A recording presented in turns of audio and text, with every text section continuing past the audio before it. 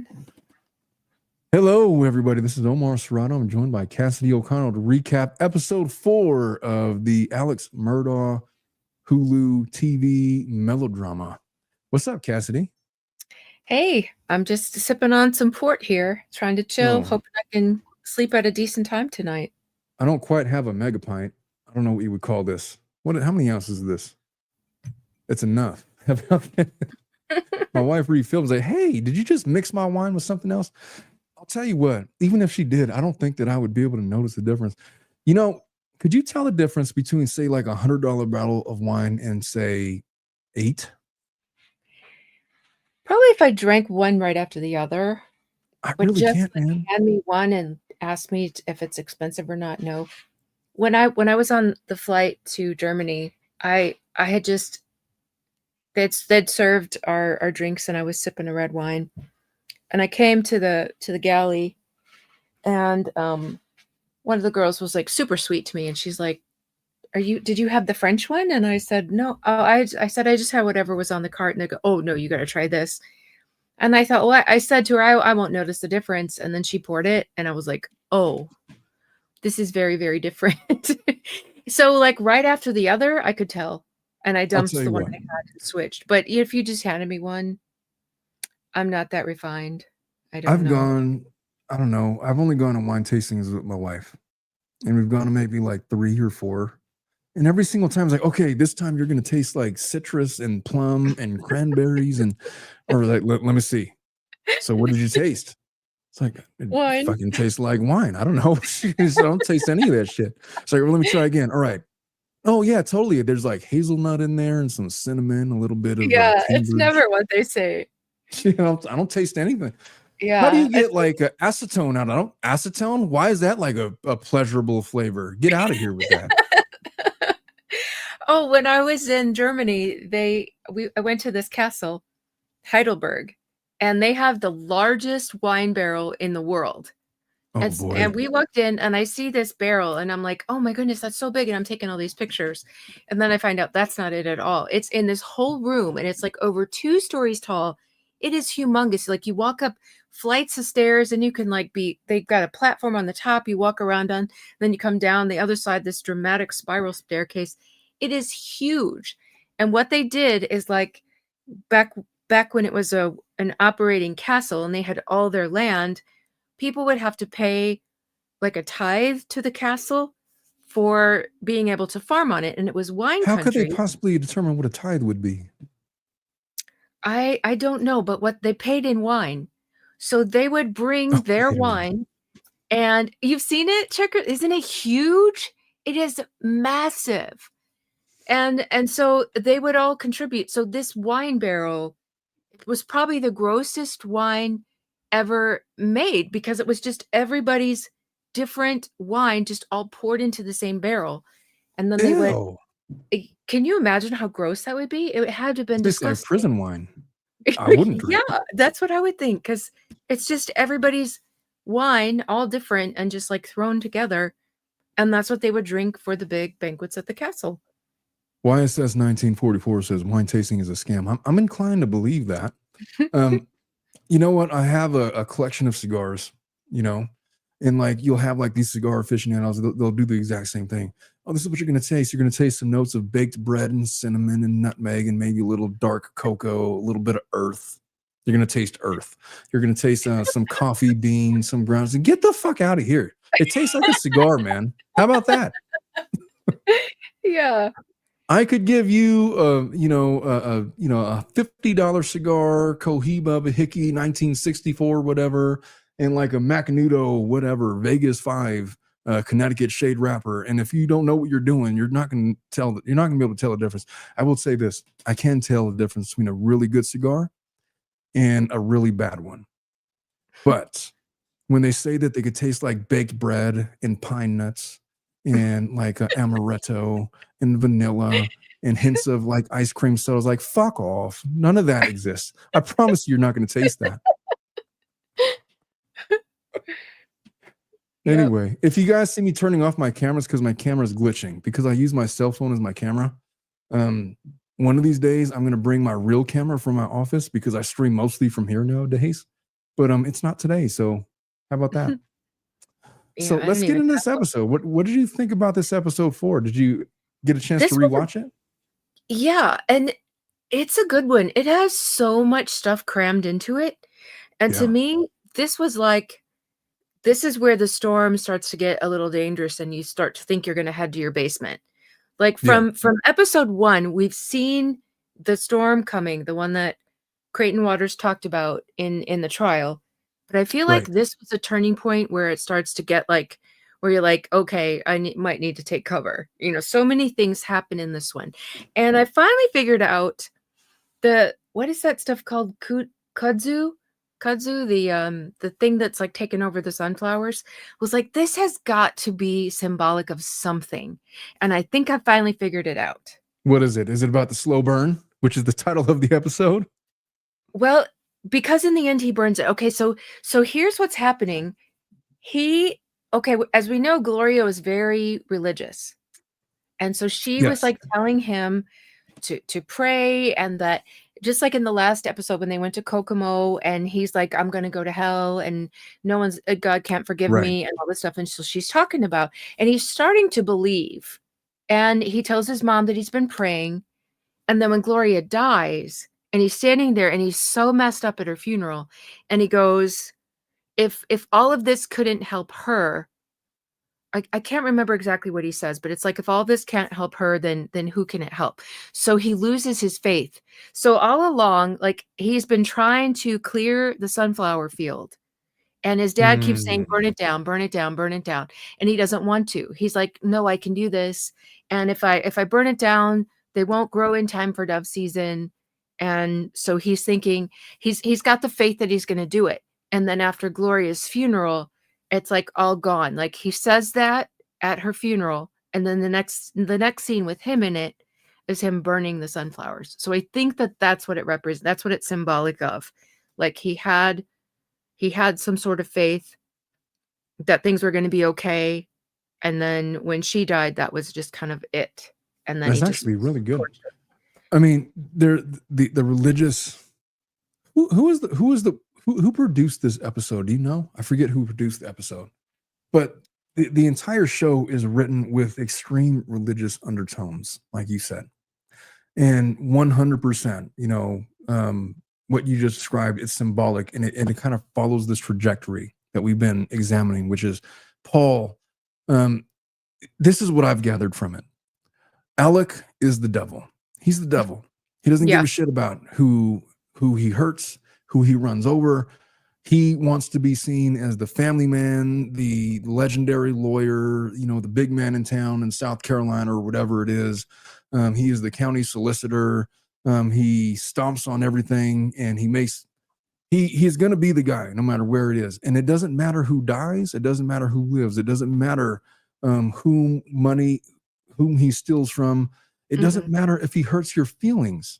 He has to have an image, and he sold his soul for something already. Paul, who in this episode is like 17, I think, has not reached that level. And he might be, the way that this episode portrays him, incapable of reaching that evil pinnacle that his father has reached.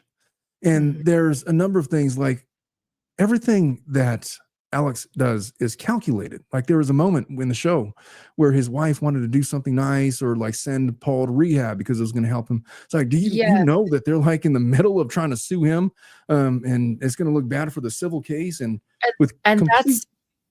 that's true. I told you I got Blanca's book. I've been reading it, and she says that in there, that Maggie had wanted to get Paul in rehab for a while, and Alex would have nothing to do with it. It's bad for the case. How could he possibly? And so this is just a condensed summary of what happened in episode 4. So they start the episode. Gloria Satterfield. You want to go ahead and I can't. I don't have control of the. Oh yeah. I wish I could like give you control. Put the opening. Once you open it, I can move it along. Oh, cool. All right. If you need me to do something else, just let me know. Yeah. So when we get to the end of this, then and each of the scenes are pretty short. So like, this is him in the kudzu, and apparently kudzu was introduced from Asia it was meant to it's like really good ground cover, and it was meant to cure soil erosion, Does but it? it does, but it also takes over. And these plants, it's not native to the area, so these plants are just Hmm. like helpless against it. So it just like took over, Right. and now they have to fight it away, and they'll never be rid of it. So the condensed summary of this episode is as follows. We ended episode 3 with Gloria Satterfield. She falls. She's hospitalized. I mean, I thought that she was dead, but she wasn't dead. She held on for a little bit. And then in this Like episode 3 4, days. Yeah. yeah, they let us know that she's hospitalized because of the fall. Alex is facing mounting financial strain because of the Mallory Beach lawsuit, which was previewed in episode 3. Like he goes, hey, just so you know, finish your breakfast and all, but there's a process server over there, but I told him not to bother you while you're eating. So he's like, well, I appreciate the heads up, dick. And then And then throws his plate. and he throws his plate of food and whatever. And so after that, he learns that his insurance is only going to cover part of the settlement. He's going to basically have to come out of pocket with like $1 million to cover what he thought was going to be a fair settlement. And so he's scrambling. Gloria's condition gets worse. None of the Murdaughs are visiting her in the hospital, in spite of the fact that she is like their housekeeper and she's supposed to be for 20 years. Yeah, like over 20 years, like part of the family. Nobody's going to visit her. They don't give a shit about her. Maggie is offering Gloria's son like cash as a gesture. Just, hey, just trying to be like empathetic. I don't know. Thinking that it's going to fix anything, but it's extremely tone deaf because, thanks for that. But my mom is about to die. And then Gloria ultimately dies.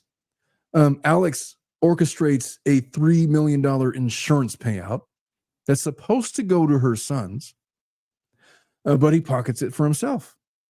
They highlight Paul's emotional downward spiral.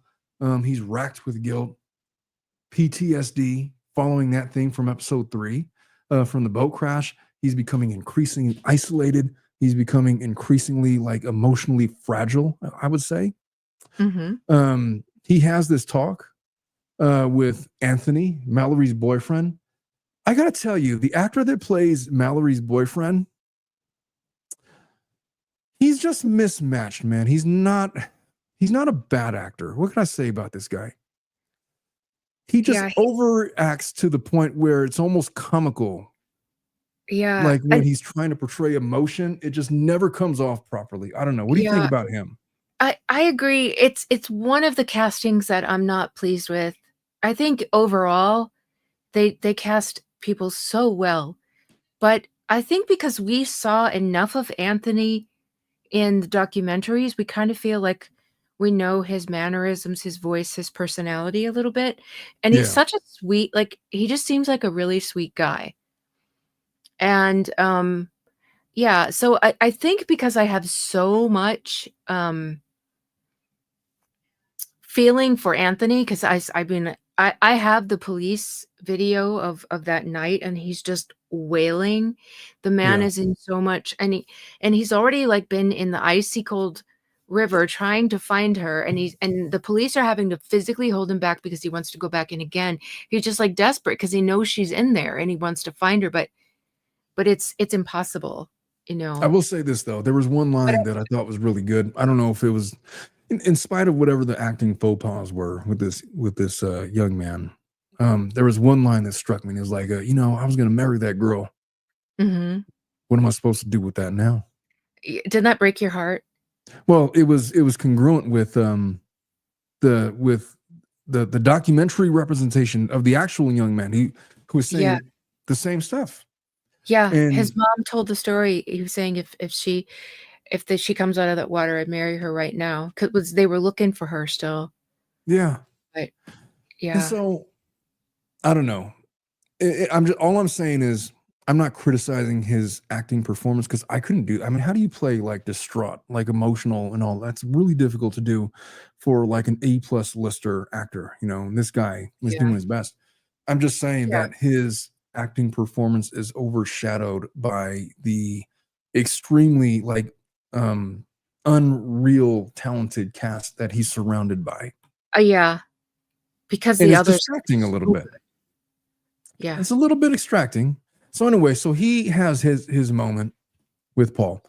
Mandy Matney starts digging deeper, looking into the death of Stephen Smith. We're reintroduced into that case, and they start suspecting a Murdaugh cover-up. By the end of the episode, Alex, his world is closing in, his finances, all of his lies, all of it is unraveling. He's talking about a settlement. He tries to make a settlement with your guy. What's his name? Tinsley. Mm-hmm. And that completely blows up. And then Tinsley's like, "Oh yeah, well then we're gonna go scorched earth. You really want me digging around your finances, bud?" Yeah. It was Insinuating such that a he kind stupid of move. knew that what was up. Yeah. By It the it way, was such a stupid move of Alex to do that. It was just his pride got in the way. I wondered. I wondered so much about a man in his position. You know, him being an attorney.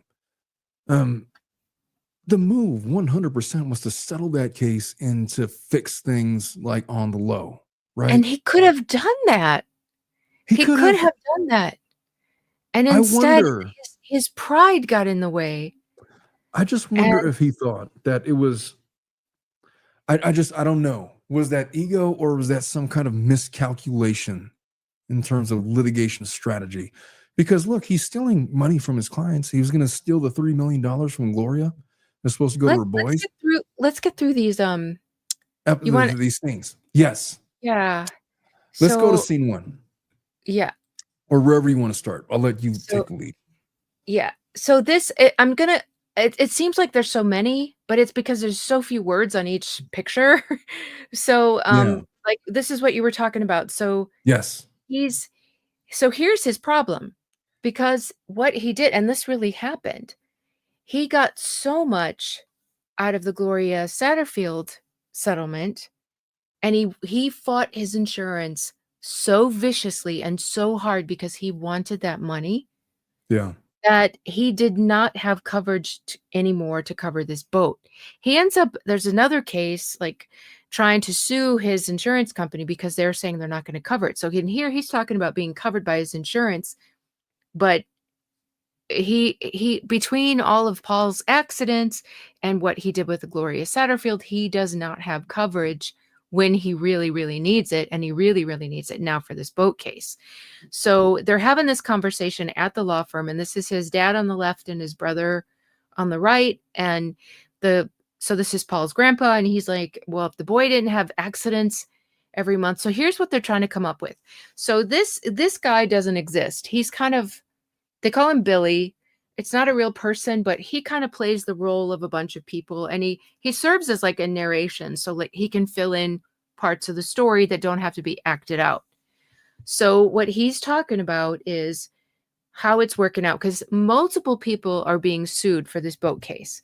So there's Alex, there is and Maggie because Paul used Maggie's credit card to buy the liquor, and Buster because Paul used Buster's driver's license as his ID. They went to an oyster roast and they were drinking there and everyone knew they weren't old enough to drink. So the people who hosted the oyster roast that they went to that night were sued. Then on their way back, they stopped in Beaufort at a bar and they had more drinks, and then they went on from there. And so that place was sued too. So there were multiple people being sued. So what he's talking about here, oh, hey, Lauren, sorry for your loss. I was watching your amazing stream earlier. I missed you by 26 minutes. I missed her But stream. She says, I never met a guy named Billy who was good news. Sorry, I don't know what's happening in the stories. Exactly. well, Billy's the guy that, oh, an oyster roast is paradise. It is heaven. It's just what it sounds like. It's oysters and you roast them and they are so, so yummy. I'm not an Um, oyster guy, man. I gotta tell you, I love have you seafood. only had them raw though? I can not do the raw oyster thing. It's disgusting. That's disgusting. If you have them roasted, it's much better. I would probably try them roasted, but like when they're all slimy like that, Yeah. Lauren she left a heart. It's good to Oh, see Lauren up. It's like yeah. well, it's like 12:30. It's not that late where she's at. She's like a zombie. Not a zombie. She's like a vampire. She's not a vampire. What am I trying to say? She's a night owl. She's Yeah, me nocturnal. too. That's Yeah, mine too. It's a curse. But I just read today that it's a sign of intelligence. I'll take it. It's probably not true, but I'll well, take that's it. what I tell myself, but it might be a sign of I don't know, the R Oh, word that I it's won't gonna say. cause you dementia though, if you can't get No, your sleep yeah. time. Hey, 100%, man. I hear That's what I that if get you sick get as little sleep as I do, as I'd imagine you do, you're going to get dementia someday. So of. when that It's happens, tyranny. my instructions to my wife is, look, if I ever just wander off, just leave me out there. I'll I'll be fine. So this is what Billy's going through. He's talking about all the other places where they're getting money. So they're getting 1.5 million from the gas station. That's Parker's. That's the one I want to get you into this conspiracy case because it is huge right now. My name is in those documents. And they're going Yo. after Mandy and Liz right now. They were just deposed. Liz was just deposed. I'm not sure Mandy was. And Liz is spunky. She is amazing. Like to read the transcript of this thing. I've not been able to see the whole thing. I've heard like bits of it and seen bits of it. It looks absolutely amazing. But yeah, she calls him a badger. The Mark Moore, it's Mark Tinsley's nemesis.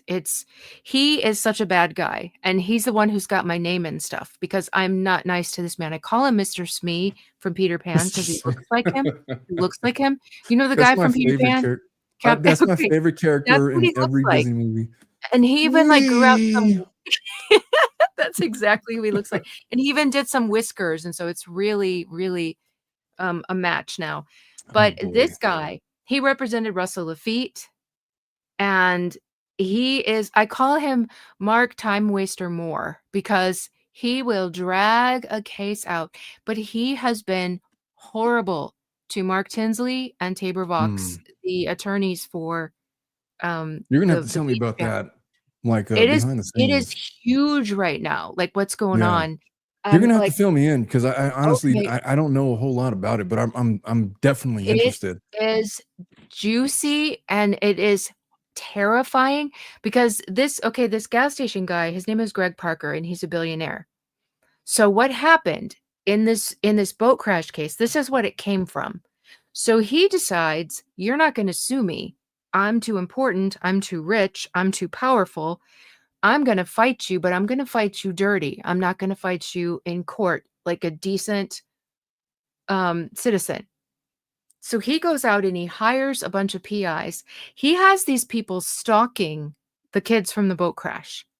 Hmm. There's a camera planted across from the Murdaugh home. Like Paul stayed in this little cabin that was kind of closer to the road. So they installed cameras to like watch him coming and going. They would follow him around, try to get video of him drinking. And these girls are in university. These are young girls. They're traumatized because they were in this boat crash. They lost Mallory, and I'm sure they were like having a terrible time. And they've got these weirdo men following them around their university. There's somebody like buying alcohol for underage people. I mean, it gets very, very, very, very weird. So there's this guy who reports exclusively about the Middle East, anything to do that affects Israel. That is the entire career of this man. All he's ever done. He's been on C-SPAN. Like he's well known, but he only does this. Well, somehow he ends up doing this huge report on the Murdaugh family. And it's all very strange. And there's bots going on. There's this guy, Wes Donahue, who calls himself a knife fighter. He's like Dead Wallace, but on steroids. And I'm so almost all intimidated to try to get involved in this case because there's like so many moving parts. Like I'm there are trying to so keep many track in my moving head. parts. It's a lot. And I cannot believe that Mark and Tabor and there's another attorney, John Nichols. Poor John, I always leave John out, and he's on the team too. But they figured this out. I don't know how. These guys are so smart, but they tracked it down, and they had it limited. And just this year, in their questions, it was so clever, like how they've got this list of people, and so they're tracking it down, and they get to these PIs, and they're like, put a list of names, and so they have to respond about those names, and so then it comes out, bingo, it is one of those guys in there. And so this all just happened a few months ago. So I have been like waiting for this to completely unravel so I can follow up, because like all this stuff I'd reported on it before, I didn't know like what was going on. But now in the filings is all this information. And so that's how I got drug into it, because I would report on it, and not that many people were still reporting on this case, and I was, but I've only ever reported things that are in public filings. So but it's just because I So report then how did against you get dragged into the case then? it's just like Blake. They think that if you're talking about it, you obviously are bought and sold by somebody. Somebody's leaking you information, which is absolutely silly. Because if you go through my stuff, everything I do is based on public court filings. I don't have insider information. Well, I I know just have that. I just have strong opinions.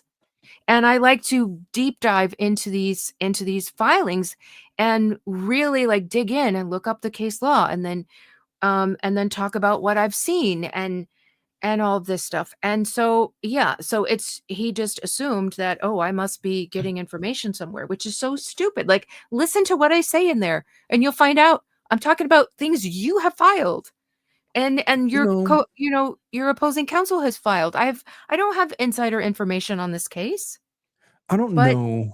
I don't know how old it's you are. an intimidation. It's intimidation. Well, Pure and 100% it's simple. intimidation. He wants But me to shut up because very few people are talking about it, so he just has a few people to try to silence, and I well, happen to be that's like one of the main playbooks for an attorney that doesn't want you to say stuff. They try to do things to intimidate. Like I got to tell you this. I am an attorney. Lawyers, the people that are in that profession are some of the most insecure people that you'll ever meet in life. Just anything, everything is like a display for them. Everything is a show. Everything is about ego. Even some judges. it is like theater. The courthouse is theater. I mean, truly. Yeah. But the main pushback for any litigator, like an average litigator, like this guy, like the guy you're describing, Mhm. is intimidation. Because, Mhm. oh, I'm a lawyer. Look, I'm going to subpoena this. I'm going to subpoena that. And you really want to get in this fight? And they'll say things like that. They'll I talk just like read that. Gilt's comment. Sorry. Go ahead. Oh, you know what? Speaking of comments, I need you to help me with this. There's a comment on the screen. So Omar wants an Inuit elder end. Not a bad. What the hell does that mean? I can't Inuit help you there. elder. I don't know what that means. I think that refers to like when I said if I have dementia, I just like wander Is off, that just leave me out there. Oh, is that I don't know what Inuit elder is, though. like the chief of like in Alaska? Am I getting Oh, the wrong maybe. word? Yeah. I think you're onto something. Oh my god, I just noticed Kassidy had my Omar comment pinned. Oh yeah, that was me. that was That was him. I I had can't to control come. the chat tonight. It's Yeah, because I'm in charge of the we're on chat. his stream, so Yeah, which Oh, one of these okay. nights we could go on your stream and then you could control everything. Which I would prefer because it's a lot of work, man. You pay attention to the stream to the chat much more than I do. So I think I don't know. I saw chicken butt, that caught my eye. Okay, so, now Chicken I've butt, wandered so far off course here. So, but this is chicken the butt, gas turkey station butt. guy. So, so it's 1.5. Well, long story short, this guy ends up so he does all that dirty stuff to try to avoid it. He ends up having to settle for $15 million. And He could have settled like everybody else was coming in low, but he drug it out. And here's what Mark did. Mark was fast. Mark works hard, fast, and smart. So yeah, he goes out and he gets, I told you this last week, that he gets um, a guy that recreates the accidents to sort of figure out how it all happened. He also goes to a company that does mock jury stuff. So he and Mallory's family, because, well, you know this because you're an attorney, but just for everyone listening. So they do this video because Mallory has passed. They don't get a chance to know her, to see her as a person. So the family makes this video, and it's basically um a day in the life of, to try to like resurrect her, to show to the jury, this is who we've lost. This is the girl. She's a beautiful, lively 19-year-old girl when she dies. So naturally, it has a profound effect. It's very, very sad. You know, you take jurors, and probably a lot of them are parents or even grandparents, and they see this girl and then they imagine losing their child, what that would feel like. So they come up with this huge settlement offer that they would give. So he's armed to the teeth with everything that he needs to say, look, I'm going to win this. And this is how it is. So after all those dirty tricks, the guy ends up paying like 3 times what he would have had to pay. He ends up 15. And then like I said, these attorneys are too smart. They find out exactly what he's doing. And so they bring this conspiracy case against him. They're like, you did this, because that video that they made, they take that video and they also go get photographs from law enforcement. And it's traceable. Everybody who got a copy of that, there's a list of people. It's not just open to the public. So it comes through his attorneys, and it's her deceased body that was found 8 days after she was lost. And they put it in a documentary, and it's barely blurred, and the trailer for it actually airs. So there's a documentary out there I think it's on Investigation Discovery. It's on that channel. And it was I haven't made watched. by You know what? I watched that the last time. The last time I watched that was on. I was in Avalon with my wife, and it was like the only thing on. It's like in a hotel. I was like, oh, uh it's like, is this TV for like old ladies? oh It's yeah, like, hotel TV, it's got like 5 channels and is this like the new Lifetime channel? Is this? I was clowning my wife. yeah, it used to be better when it first came out, but now everybody's doing true crime, so they just get like the Yeah, cheap stuff. they've been left in. But Yeah, but this it's on with them. documentary is where he went really, really wrong. It's how the attorneys were able to trace it back, because it's who produced it and who spoke on it, and all of the moving parts had a part of that documentary, and that's what ended up being the unraveling of the whole thing. So after he was able to prove that these people took these photographs of this deceased girl and aired it, and then all this information that could only have come from, there's stuff that happened in the privacy of a closed meeting of attorneys that's all of a sudden out. And Greg Parker is one of the people speaking, like out on Dateline and all this stuff. So it all gets traced back, and he's got all this information. So there's this conspiracy case that comes of that. And that is still going, even though the boat crash case, that's long settled now. But this conspiracy case is like, it's coming up for trial around the same time as the Lively trial. So it's like in discovery right now. It's like neck and neck with that trial. So all this juicy stuff is coming out right now, and it's huge. But so this is that guy, Greg Parker. And then so there's the bar where they stop and have more drinks. Only Paul and Connor go in and have 2 more drinks. They're already drunk. And that's where they're staggering out from in the video that you see, where they're getting in the boat and driving off. Is this Luther's Rare, and I went there and took a little video, because I did like a video of. Could we pause for Cassidy? Yeah. Could we pause? I have a sty in my mind. Bruce the Moose, who was in the chat, left this comment: "Old ladies and me." I'm struggling to understand what he means by that.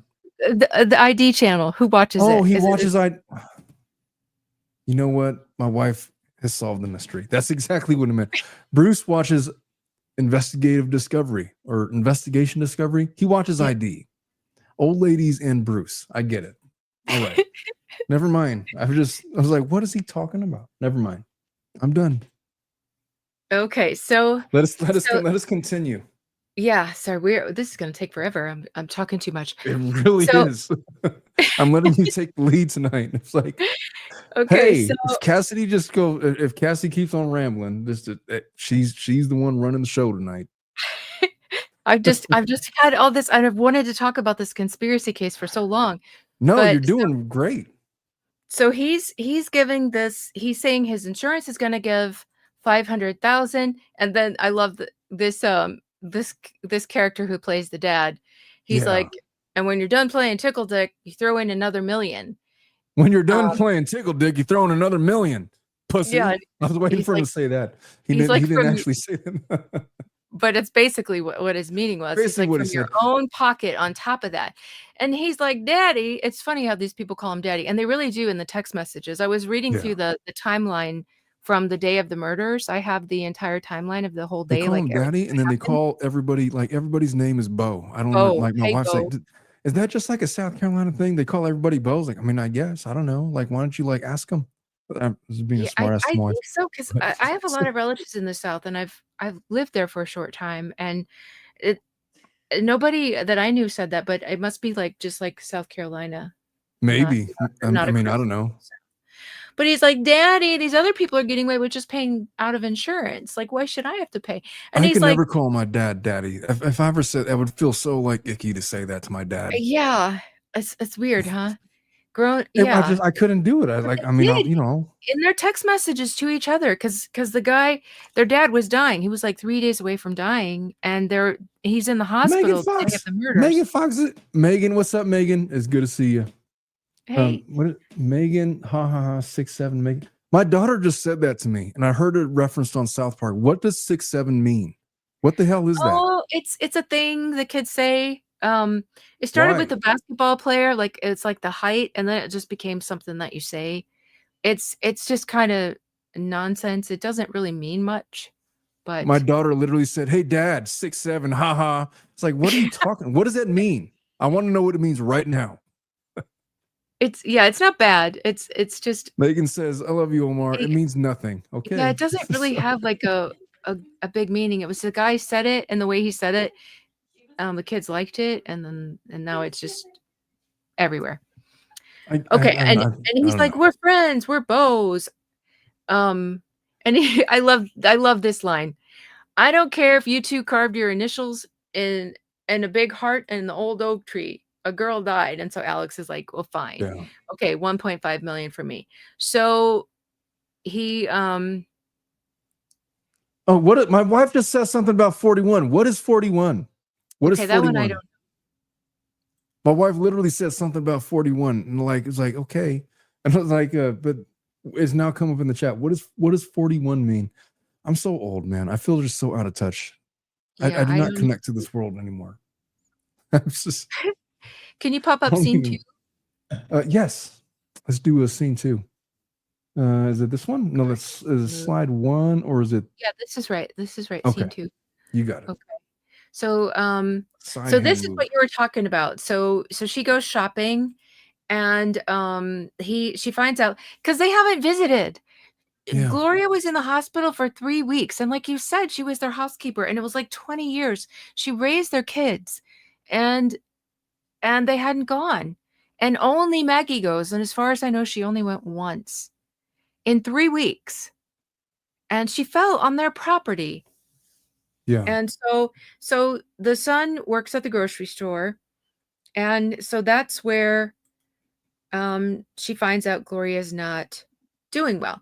And this thing with the baggie, so she pulls when I saw this, I'm like, this has to mean something because they're really zooming in on this idea that she's got her money in a baggie in her purse. And she actually did this. I found it out in Blanca's book. How much does she actually offer? I don't know. I don't know how, but I mean, she My wife she is I mean, I it's a got to Ziploc. interrupt you because my wife is shaking her head at me because Bruce was like, "Hey, when I was a youngster, it was all about 69."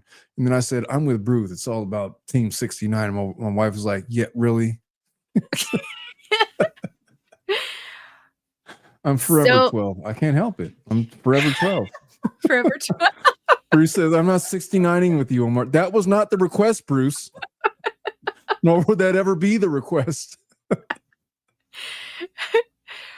So this baggy thing really, really, this is what she really did, according to Blanca. So she had this fancy designer purse, and then she'd have her credit card she'd put in a Ziploc baggie in her pocket.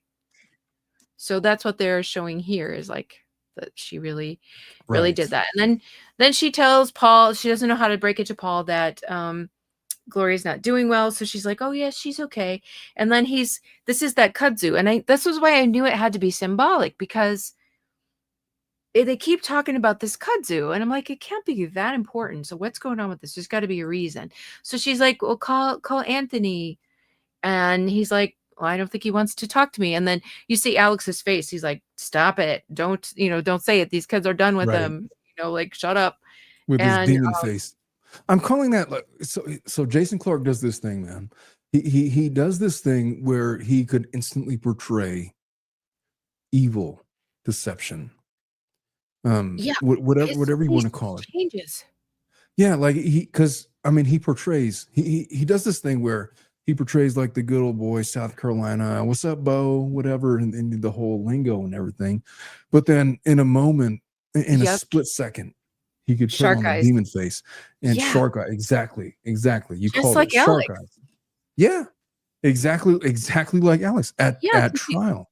Yeah, trial. He would be smiling and eating his little peppermints at the table, and then Creighton would say something that would set him off, or like when Mark Tinsley took the stand, like that's exactly what went across his face. It was. Yeah. And this is the point he's telling him, burn it down, do yourself a favor. And Paul's like holding on to it. I can do this, I can fix it. Now that was your whole symbolism argument earlier in the show. Yeah. And it only took me like 5 times of watching the episode to finally come up with that. I did not come up with that theory, but I like it as a theory.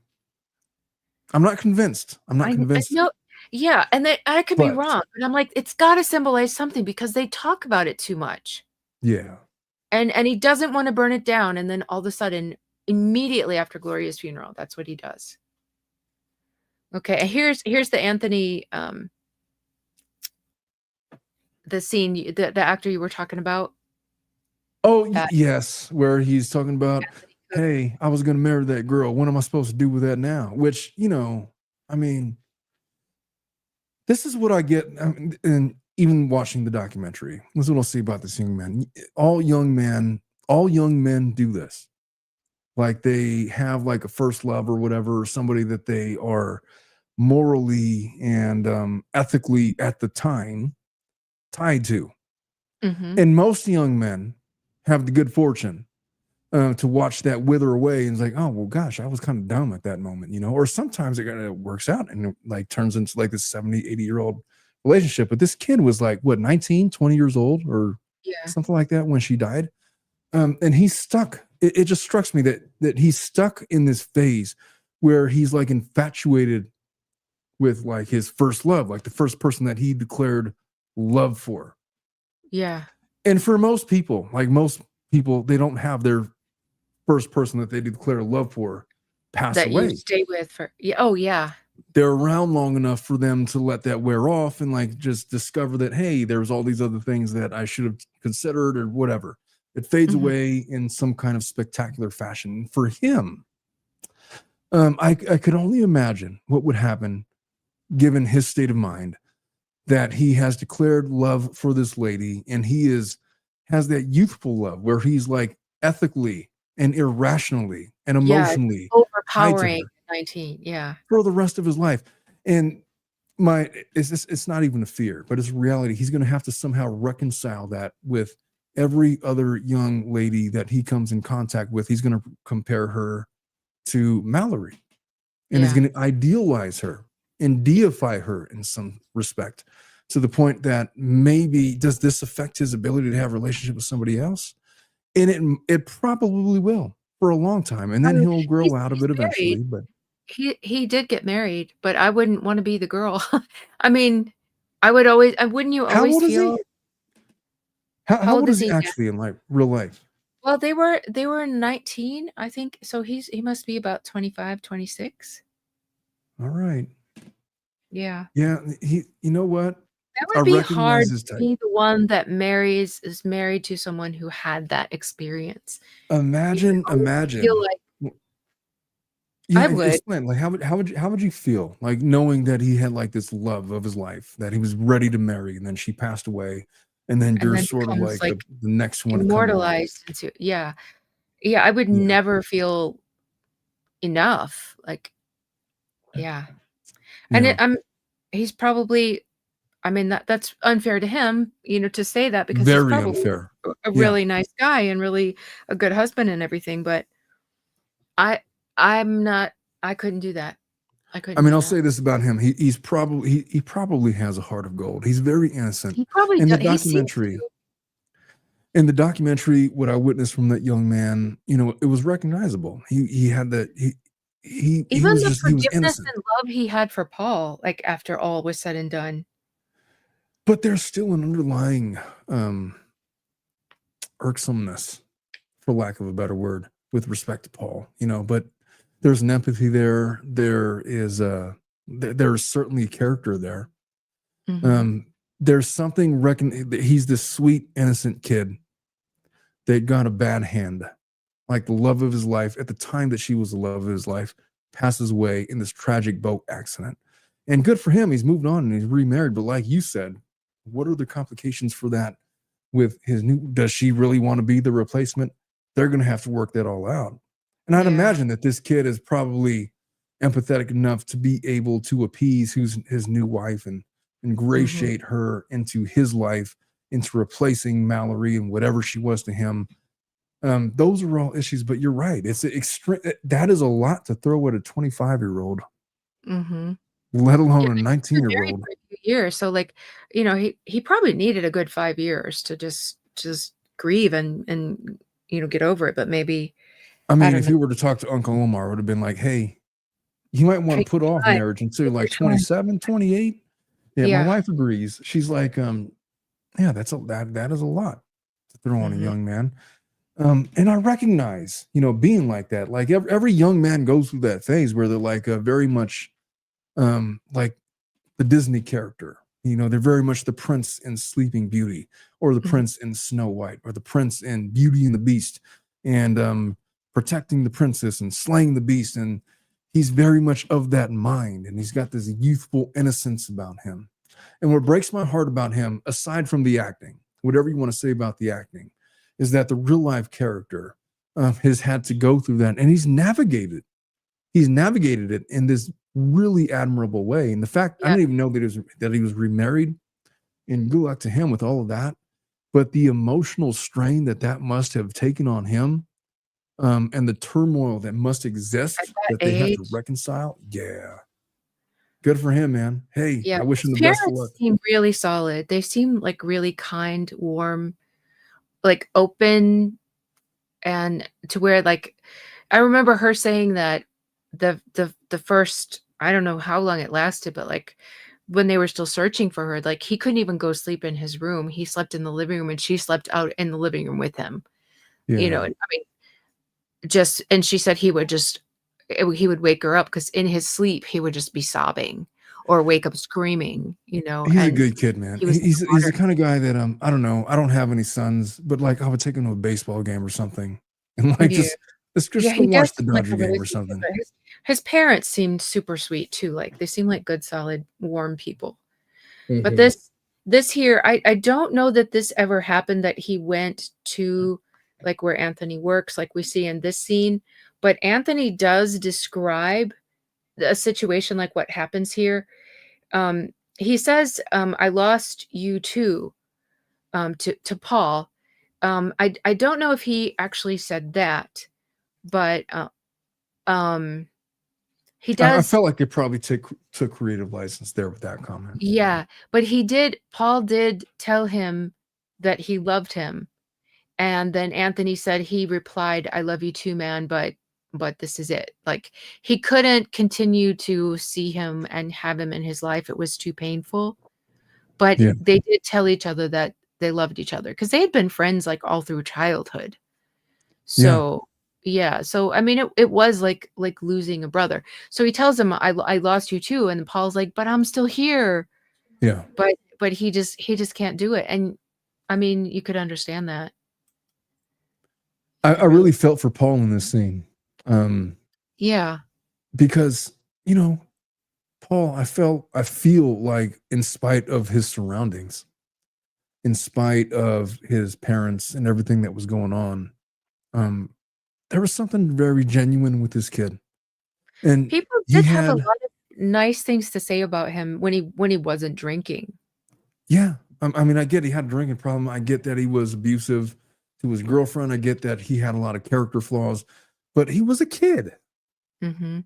How old was he when he died? He was like 19 years old or something like Yeah, that. they were all around 1920 when the crash happened, and, I've had people come to my channel when I would report on it and say, "Oh, they were old enough to know better. They weren't kids, and they made their choice and blah, blah, blah," Bullshit. and that He is was a all kid. true.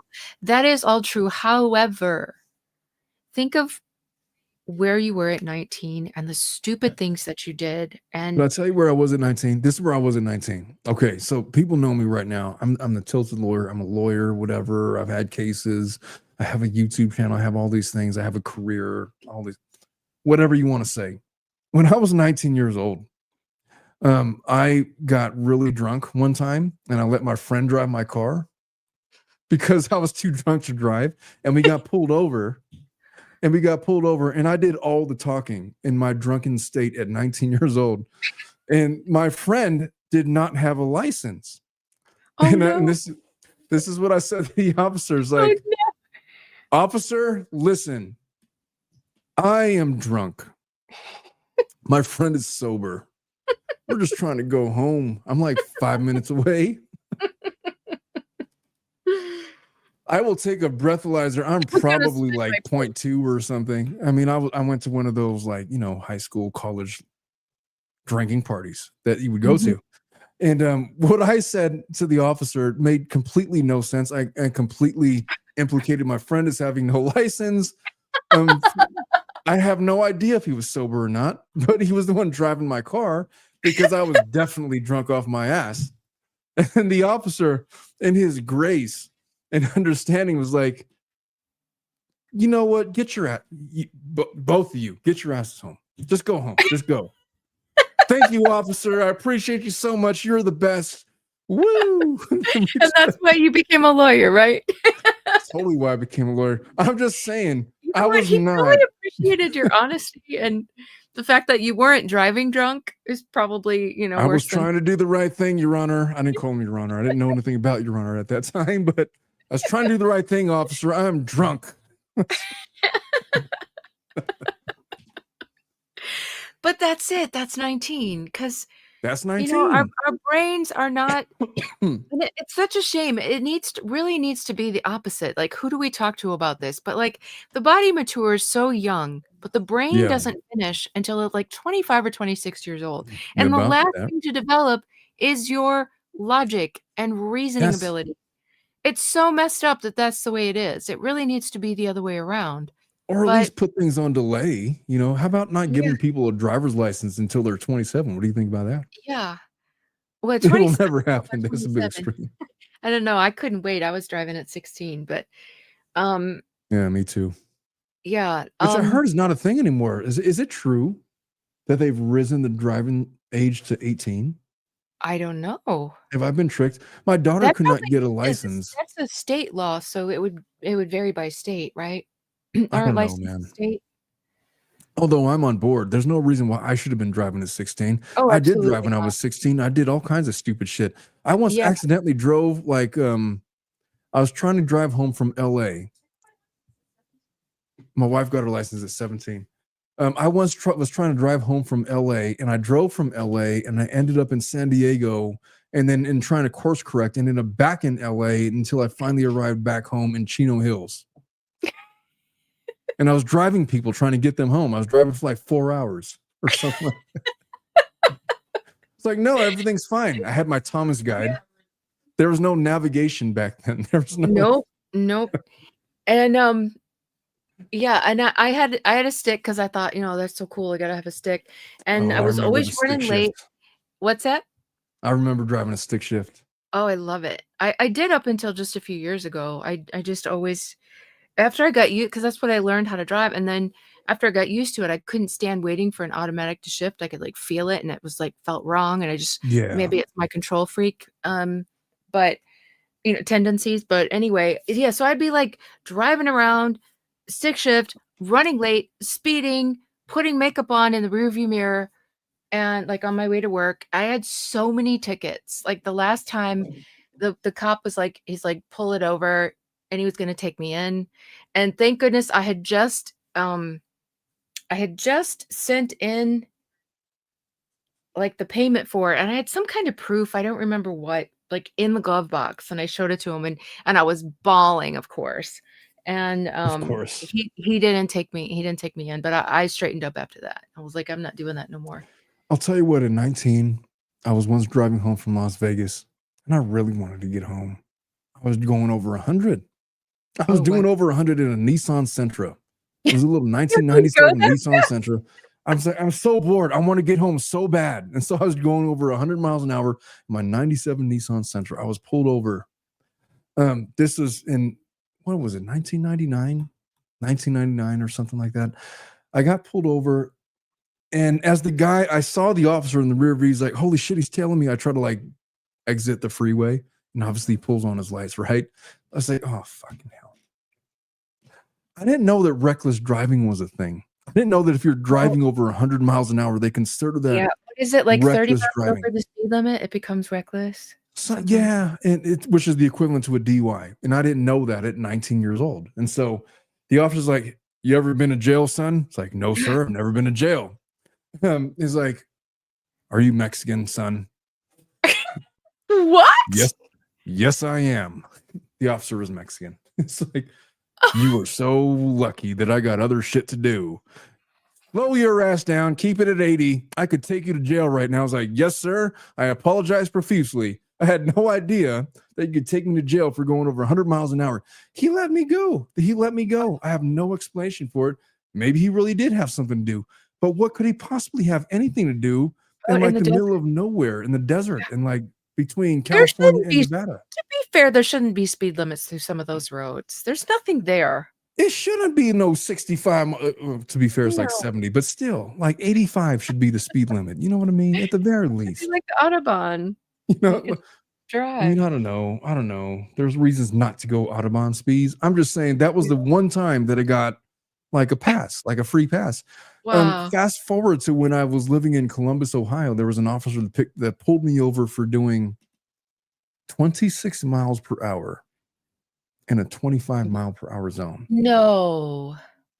I was 20 years old at the time. And I told the officer, hey, look, I was only doing 1 mile over the hour. You think I could get a break? And this is what he said to me. He said, the mayor is sick and tired of people speeding through this intersection. It's like, I don't even fucking know the mayor. What the fuck are you talking about? It's like, maybe you're just a fucking asshole. The mayor? He said, the mayor. It's like, who is the mayor? Who is the mayor? Oh, that I got sounds a like a ticket. I got like 5 speeding tickets. I got no speeding tickets in California, or I maybe got 1 or 2. It certainly wasn't 5. But in the like 2 years that I was living in Ohio, I got 5 speeding tickets to the point where they were about to suspend my license if I got 1 more. It was wow. so bad. And the speeding Yeah, tickets that I that's how got were stupid. It was like 26 and a 25, doing 58 and a 55. I was like, do you guys just have nothing better to do? Like, what are we doing right now? Why are isn't you pulling 25 me only, over? like, when the school zone lights are blinking? Like, what any It was reason? business hours. I was driving home from work, to be fair, I guess, but I don't know, man. 26 and a 25. It's like, what is That's this freaking Mayberry? I was coming from California. In California, they don't give a shit about that kind of stuff. There's a thing that exists that's like the California roll. You don't come to a complete stop. You just roll through it if it's safe to yeah, do so. yeah. And, I like, don't I know, s man. I stay, like, 9 miles an hour above the speed limit. I won't go to 10 because that's when I'm afraid that I will get pulled over, And I've never gotten pulled over as long as I keep it to just like 9 over the speed limit. I have not gotten pulled over for any ticket for like over a decade. Yeah. And I speed all the time. I don't understand it. I don't know. I guess I'm just not a dick about it. Maybe that's I feel like in California, they're more lax. When I lived in the Midwest, they were way more sticklers about it. And that was an adjustment for me. Yeah. We are so far off track of episode 4. What were we talking about before I got sidetracked? So Knock on wood, exactly. there you go. So this is their moment of I love you, but I'm done, and then that's it. Hey, So babe, I need a refill. You know, scene refill 3. me. Scene All 3 right. now you'll need to put up. Oh, let me put up scene 3. I told I've requested a refill for my wife. Okay. What are we drinking, by the way? What is this? What? 100%. It means 100%. Right. In Espanol, red wine. Is it what is it? A Merlot or a Cab? It's a red wine. What is it? A blend? It's a blend. I'm drinking a red blend. Is it from Spain? I have no fucking idea. For all I know, it could be for 3 different continents, and they blended it together. What is this? Neil Patrick Harris would have been a much better choice to play Alex. I don't know. Neil Patrick Harris, Doogie Howser. I think Jason Clarke did perfect. Yeah, I cannot imagine a better actor than Jason Clarke. No. I mean the faces we got from this episode. Can you pop 3 up real quick? Scene 3? Oh, did I not already do that? Nope. Or did I screw it up? There. Yeah. Oh. Is this the one? Yep. Nope. Okay. That's 5. I don't know if you should have more 8? wine. 3, scene no, 7, 3. Scene 6. 3 is lower. Oh, I see Scene 5, 4. Oh, I see what happened. You took I got it. Oh yeah, I took the ones away that we've already went through. I cannot be blamed for that because you didn't tell me that you did that. Okay, so. sorry. I was just doing cleanup because there were so many across the thing. Yes, 1944 says, no, Omar, you probably start talking, they hear your smooth voice and let you go. I didn't have such a smooth voice back then, I'm sure. I don't know. Although my voice started cracking really early. I've had this voice since like 15. It's been a thing all my life. They were accusing me of being AI before AI was even a thing. And they've accused you of being AI. Yeah. Because I used to do all my videos pre-recorded. And I mean, there were sometimes I just cried over it because people were so mean. Why would you cry though? They just love your voice. That just means that you're like. But they weren't being nice. They were being so mean. Fuck them. How about that? And I was so new at it, and just like, I get sensitive. Now I just get mad. I'm just like, I really hope you have a thicker skin now because you've been doing this long enough where you got some street cred. I don't know what street cred means. I do. I don't put up with it now. When somebody comes to my channel whining, and somebody said something. What did they say the other day? And they're like, this isn't it, and blah. I forgot what it was. And they're like, normally I'm very supportive of your stuff, and I've just repeated back. Normally I'm very supportive of your comments, but this isn't it. You know what? They can kiss my ass. You know what? I had a similar comment about like one of these episode recasts that we did. Is like, I've just wasted 10 minutes of my life, and I was like, suck my dick, fuck off, and I deleted his comment and moved right on. Isn't it crazy that they think they can tell you? Yeah, that's when we did this one. Someone's like, yeah, we've been waiting for days for you to talk about the Lively case, and then you come on with this video that nobody asked for.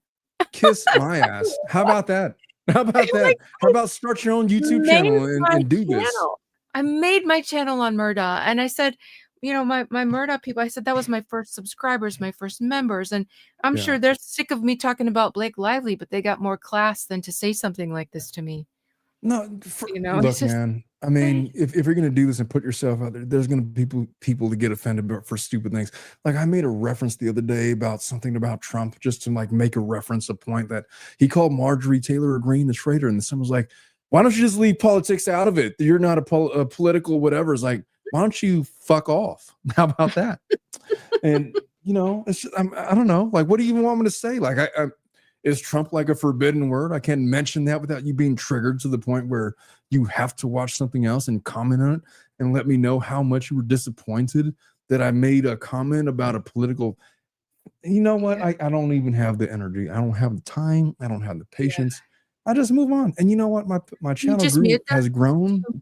Do you mute them? Well, I delete their comments. I've I done don't that. need to deal with this shit. Well, you In can the mute them past, you to where can. you like And you'll never see their comments again. No one will ever and I've had to tell a few people that got really, really nasty.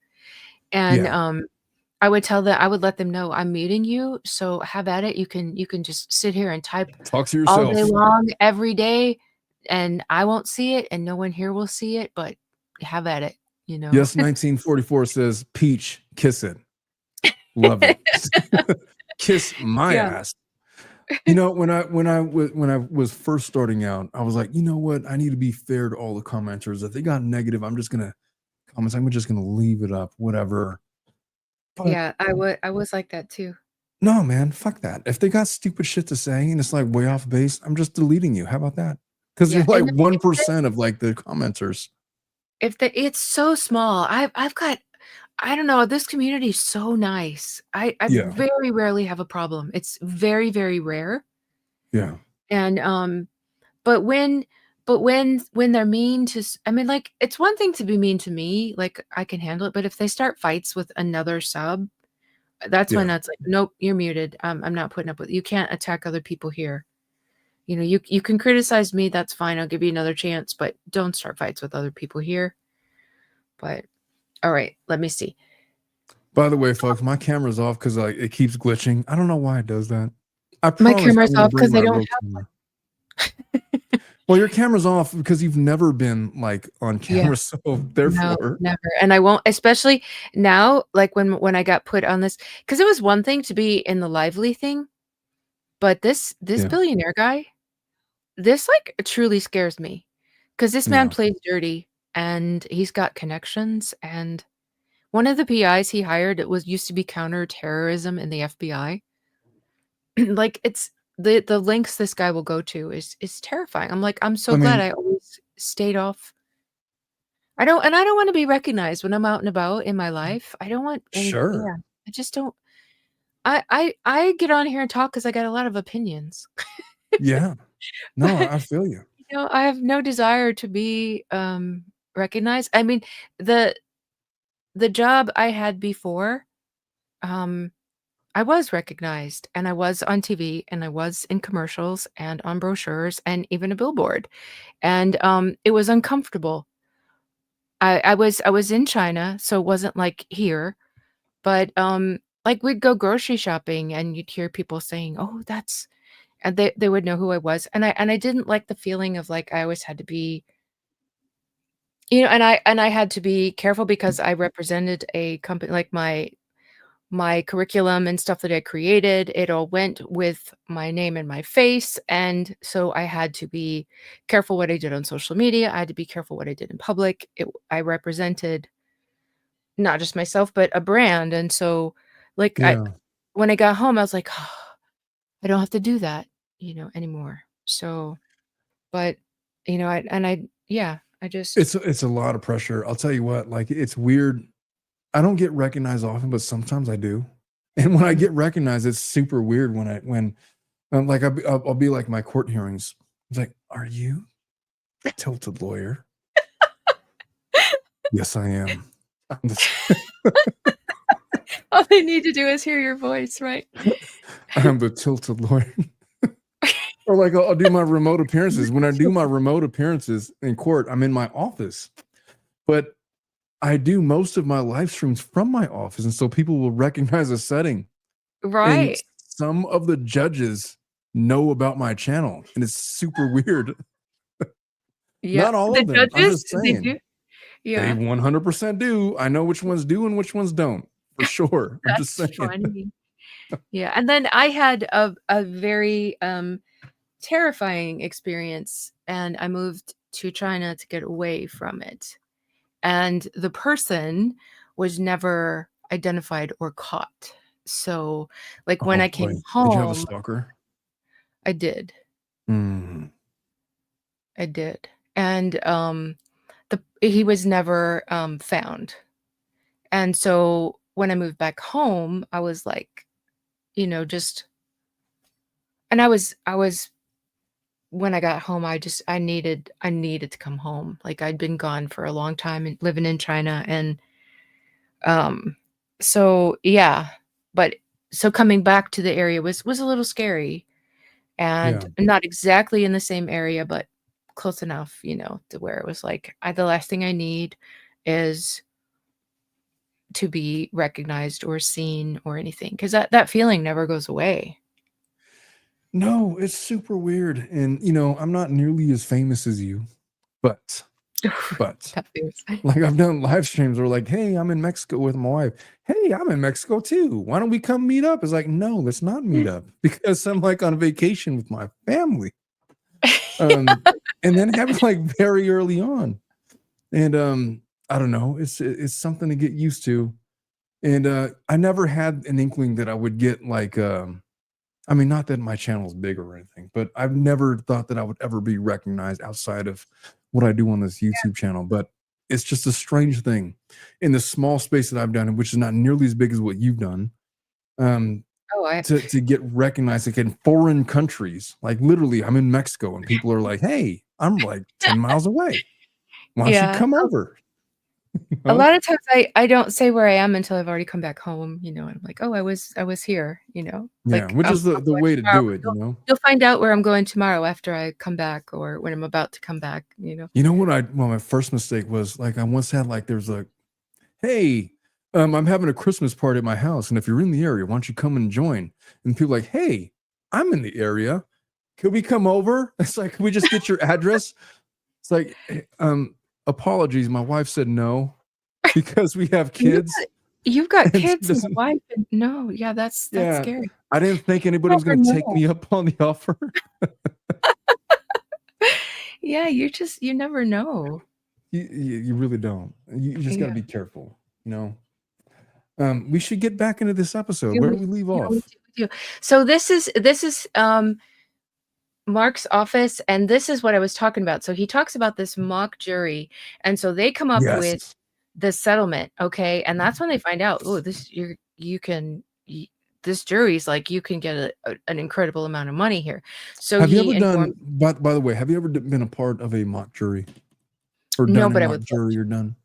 Yeah, so it's this I've done mock juries before, like where I basically hire people, have them come in and listen to me present the case. Like we literally go through the facts, a cross exam, direct exam of all the people, and we have them render a verdict. They're extremely valuable if you're going to Mhm, go to trial mhm, and you're after millions of dollars. And they'll let you know they're supposed to be objective. They know nothing about the case, and they let you know what objective jurors are going to think about the facts mhm. as presented. So when he says, "I have it," look, my mock jury disagrees. He said that, which Yep, is to say that we've already presented our facts to a mock jury, and yep, they've already found against you. We know what's and going I to think happen he at did trial. multiple. I think he did more than one, it wasn't just I'm one. sure he did, which would make a lot of sense if you're going after that kind of money. And so when he says that our mock jury disagrees and we're going to get a lot of money, that's Mhm. not a lightweight threat. That's pretty much as strong of a threat that you get. Yep. And then you heard like I guess I forget who was the guy next to Alex that said that. Well, did they have all the facts? Who was that guy? Um, I forget his name. that's coming up, right? Yeah. Well, So, did he have all? That is let such a me just position flick of through weakness when you're this, saying that stuff. and so this is yeah, well, I'll have to look at it and see who it was. Did they have yeah, I don't remember who it was, so we'll keep that in mind when we get to that one. Go Yeah. ahead and finish what you were saying. I'm gonna flick through these real quick and see what The point is, like, mock jurors are a real thing, and they are invaluable to trial attorneys because we have to present our case. Look, I have an idea of what my case is going to look like. I just did a trial the other day, and I had an idea of what the evidence was going to look like in front of a judge. And it was a bench trial. The other side had an idea of what his evidence was going to look like in front of this particular judge. And then the jury comes out, not the jury, the facts come out in front of the judge, and he starts making determinations based on the evidence. And the reality of it is that he sees it a certain way. And if you haven't done a mock trial before, doing the full final thing, the bench trial in front of the judge or in front of a jury or whatever you're going to go in front of, you have no idea how anybody's going to react. Right.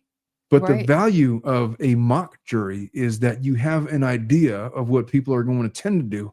And the more, if it's not a bench trial, if it's a jury trial, and in most cases, civil juries do not have to be unanimous. Right. If you're consistently getting in your mock trials favorable results, then the odds are, statistically speaking, that you're going to get a favorable result at trial. So if you can present that to the other side during negotiations, really good settlement. You're going to get a really good settlement figure, 100%. And so when he said that, that's not him talking out of his ass. That's him saying, we got you dead to rights, buddy. Mm-hmm. So yeah, it's going to be 10 million in addition to the 7 million that you had previously contemplated. We're going after the full kabul, whatever, kibosh. What's the word I'm looking for? Let's just call it kibosh. That sounds great. Yeah. Anyway, I'll let you continue. That's my rants about mock juries. No, that was good because you've got the experience to explain the importance of that.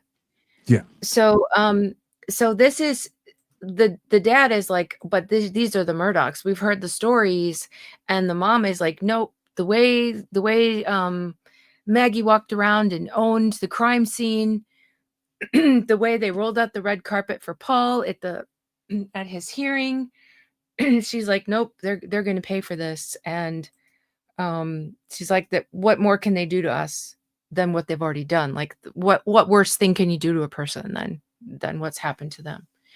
So and then Mandy and Liz find out that Paul had already been charged with possession of alcohol and driving drunk and all of this when he was a minor, and that Corey Fleming, the good old co-conspirator of Alex's, he represented him, and then he got put in a program. All of the charges were expunged.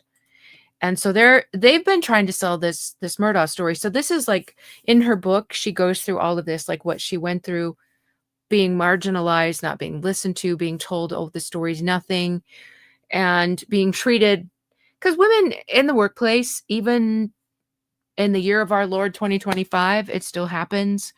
I love that you say the year of our Lord. I do that all the time, and nobody else does it. I'm so pleased that you just did that. But we get like, oh, silly girls, let's leave it to the men. And so that's kind of what was happening to them when they worked. This is when they worked for the Island Packet. And he's like, oh, this is not a story, but it really was a great story. And so this is her just like really starting to dig in and find out what this family is all about.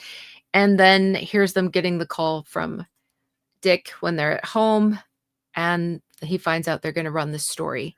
By the way, what is okay? I know that Dick was a popular nickname, but like back in the 40s and 50s. Why do people still go by that? Why would you want to be named Dick? I don't understand. In 2025. But if your name is Richard, like where does it even come from? It's not Dickard. It's Richard. You're Rich or Rick or Ricky. Like, where did that even come? Well, the meme on the t-shirt is "Don't be a Richard, don't be a Dick." Why? How does Richard equate to Dick? I've never understood. I don't get it. I don't know. I know all about Richard Nixon. I know about Dick Nixon. I still don't get it. I don't get it. I don't get the equation. I do not get the congruence. Oh, that here, one check is helping you out. Caboodle and the whole shebang. That's the words. I think that's the words you were looking for. The whole shebang. I don't know what any of that means. I know what they're supposed to mean, but what the fuck is a shebang? What is a caboodle? What is a caboodle? What did you say? A kibosh? What is a kibosh? I said a kibosh, a caboodle. Oh, is that what they're trying? I get it. You know what? You're right. Caboodle is a way better word to use than kabang or whatever, shebang, whatever I said. I love made up words though, so you're not going to get an argument from me.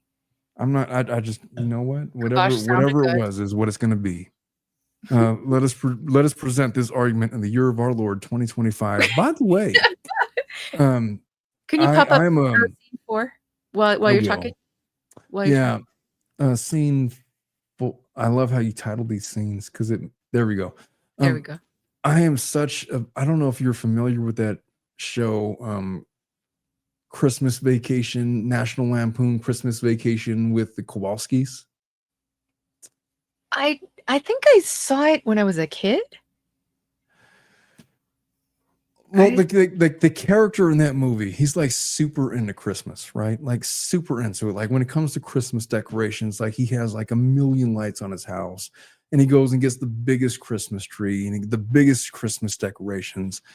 And that's 100% every single year at Christmas. That's exactly what I do. Like we went to cut down our Christmas Oh tree. yeah, you told me you guys were gonna do that. Yeah, the You're same exact way that they did in his show. Not Kowalskis, the Griswolds, Oh, the okay. Griswolds. And I bought a Christmas tree that was too big for our house, and I had to chop it down, get it down to size, and we decorated it. But we couldn't stop at the one Christmas tree. I told my wife, "Look, we're going to have a Christmas tree forest. Guess how many Christmas trees we have in my house? Oh no. How many? Take a guess. Like, what 3? would be an acceptable? No, more than 3. 5? More than 5. 10? We have 8 Christmas trees in the house. There is 5 7-foot or above. There is 3 that are about 3 feet long. I wanted to create a Christmas tree forest. Are they We all got together? Like grouped together? No, they're spread They're out throughout the scattered? house. Like one of them is in front of like the front house window, and then like there's like a hallway, like I bet your as you're kids walking into love the it. house. They don't give a shit about the Christmas trees, honestly. But I I always bet it try to make a smells big deal. amazing. Like we get the Christmas tree, we decorate the Christmas tree. We're listening to Christmas songs. I got a whole Christmas playlist that we play. We're gonna listen to Christmas music, and we're gonna drink eggnog. We didn't drink eggnog this year, but we're gonna have a Christmas party. I'm gonna make the eggnog, and I'm going to put the alcohol in it, and it's gonna be they're gonna have a version for the kids, version for the adults. I I love get it. really into Christmas. You know, as you can see, well, you can't see. But there's one of the Christmas trees is right next to me. It's right there. It's on camera, sort of, kind of, sort of. Oh, I can see. Yeah, those normally go like right in front of the fireplace. But I don't know, You know man. I when don't your know kids how will I got appreciate off it of when this they're all Christmas grown up? rant. When they're all That's grown exactly up when they're and going to they're appreciate remembering it. it, that's when they're gonna appreciate it. You don't appreciate stuff when you're a Yeah, kid. we're taking them to this Polar Express thing. You know the movie The Polar Express with Tom Mhm. Hanks, the guy. It's like this train. There's like this train thing that goes in California, and they take a train. It's like this Christmas theme, whatever. We're taking them to that, and I'm observing exactly what you said. They don't really give a shit about it because it's like this is just like what their life is. But when they get older, it's going to matter Mhm. to them in some kind of a Mhm. way. But the moment's going to have passed.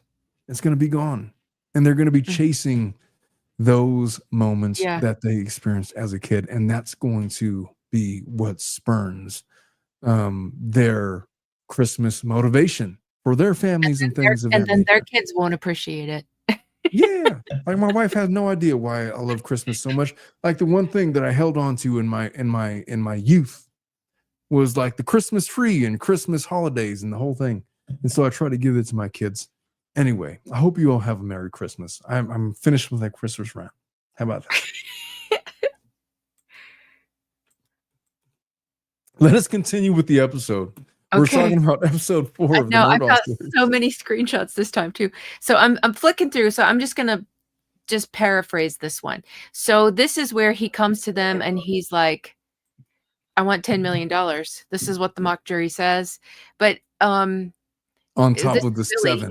He's like, you want Alec to pay y'all $10 million? And he Yeah. goes, I love this. And he talks like Mark when Mark's making a point. He goes, Yeah. I want Mallory Beach to be alive and well, enjoying this beautiful summer day. Could I interpret that as an attorney? Yeah. If I was the attorney on the other side and he were to say that to me, I'd be like, fuck you. You don't give a shit about Mallory Beach. You're in this for the contingency. So $10 million, you're going to get what, 3.3 million? So don't pretend to me like you give a fuck about Mallory Beach. Is I don't exactly what I know. would say. He's That taken is it what I would easy. say to Tinsley. I would say that to him, and he might be well intentioned. He probably is well intentioned, I and think good he for is. him. He's well, in Valerie Bauerlein's book, she's a journalist from Wall Street Journal, and she wrote a book called Devil at His Elbow. And I've actually talked with her, and she interviewed him extensively for the book. And like a good section of the book is all about him. Like it's got like he goes hunting to like all over the world. He injured his back really bad one time, like on the side of a mountain. And but she like really got to know him, and like you kind of get to know him by reading her writings about it and stuff. But he's a very he's emotional. Like he feels things. So and the Tinsley, what he has gone, yes, what he yeah. has gone through for this family is not for the faint of heart. Like Well, I there are 100% believe that. attorneys who you can tell, like Alex's attorneys, they are in it for the money, and that is pure and simple, and they couldn't care less about anything else. They're cold, they're hard, their heart is dead. But Yeah. he's not like that. I I'll tell you what. I will categorize the different attorneys that exist out there. Now, there are attorneys like Mark Tinsley, and maybe he does have like an emotional tie-in. Maybe he really is taking on this case because he has the victim's interest at top of mind and in his heart. Maybe he does. But like you said, there are other attorneys out there, like the ones that represented Alex, Dick mm, Hartpoolian, specifically who I'm talking about, that you mm, feel like if you speak with them, if you engage with them in conversation, if you engage with them in legal debate, you are engaging in a fight with the devil. And it yes. feels like that. And I literally just had a trial. What's today? Is today Wednesday? Um, Today's Wednesday. I was in trial yesterday with an attorney just like that. mm, And it was a domestic violence case. And my client, I mean, she got the living shit beat out of her at the hands of this guy.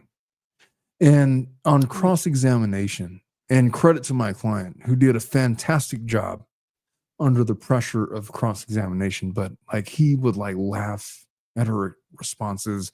He would, I mean, he was like literally like the devil. Just basically whatever she would say was bullshit. Everything that his client said was gold. And, wow, everything was her fault and nothing was his client's fault. It was like that kind of thing. And we had spent the entire day going through exhibit after exhibit of her physical injuries. I mean, I'm not talking oh, about like bullshit. I'm talking about like the things that she showed that when she went to the doctors, this is what should they photographed. oh She was god. strangled, like there was red marks on her neck, strangulation marks, split lip, like a smashed in finger because he smashed the door in on her finger and rather than opening the door, left it there and said, fuck you. And, Oh, taunted her and like held it there and that kind of a thing. Um, meth pipes, he was making battery acid in the house, all kinds of a thing. But the lawyer that was representing him was trying to make my client out to be the bad guy. wow. And, You couldn't he be was doing human it in enough such a to do way. that. Well, I'll tell you what, like, I would not have cross examined my client the way that he did. But the way that he cross examined my client was just so unpalatable. It was almost, it was borderline Heartless. demonic. Yeah. It was demonic. To And laugh at someone who's been through that.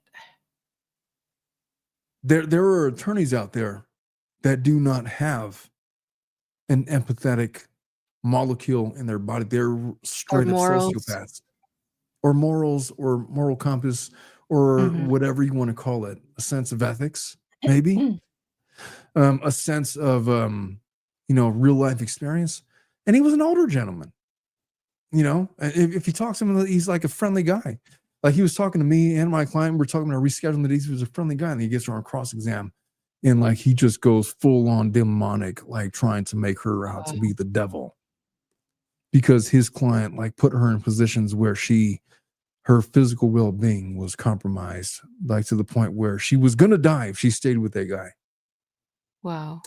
And he was all I'm saying is there are attorneys out there Oh, I agree.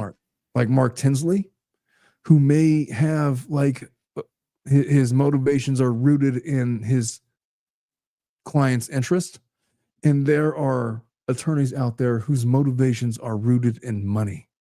Yep. It's really not that hard to tell the Yeah. difference. It's not. And I think I'm a pretty good judge of character, especially when I see you in person. I've never seen him Mark Tinsley in person.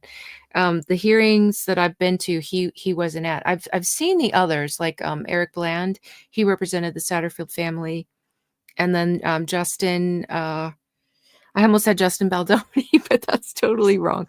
Now I Yeah, there's can't think of nothing right one. the other Justin's name. He represents a couple of the clients too, and I like them as attorneys, and they've done wonderful things.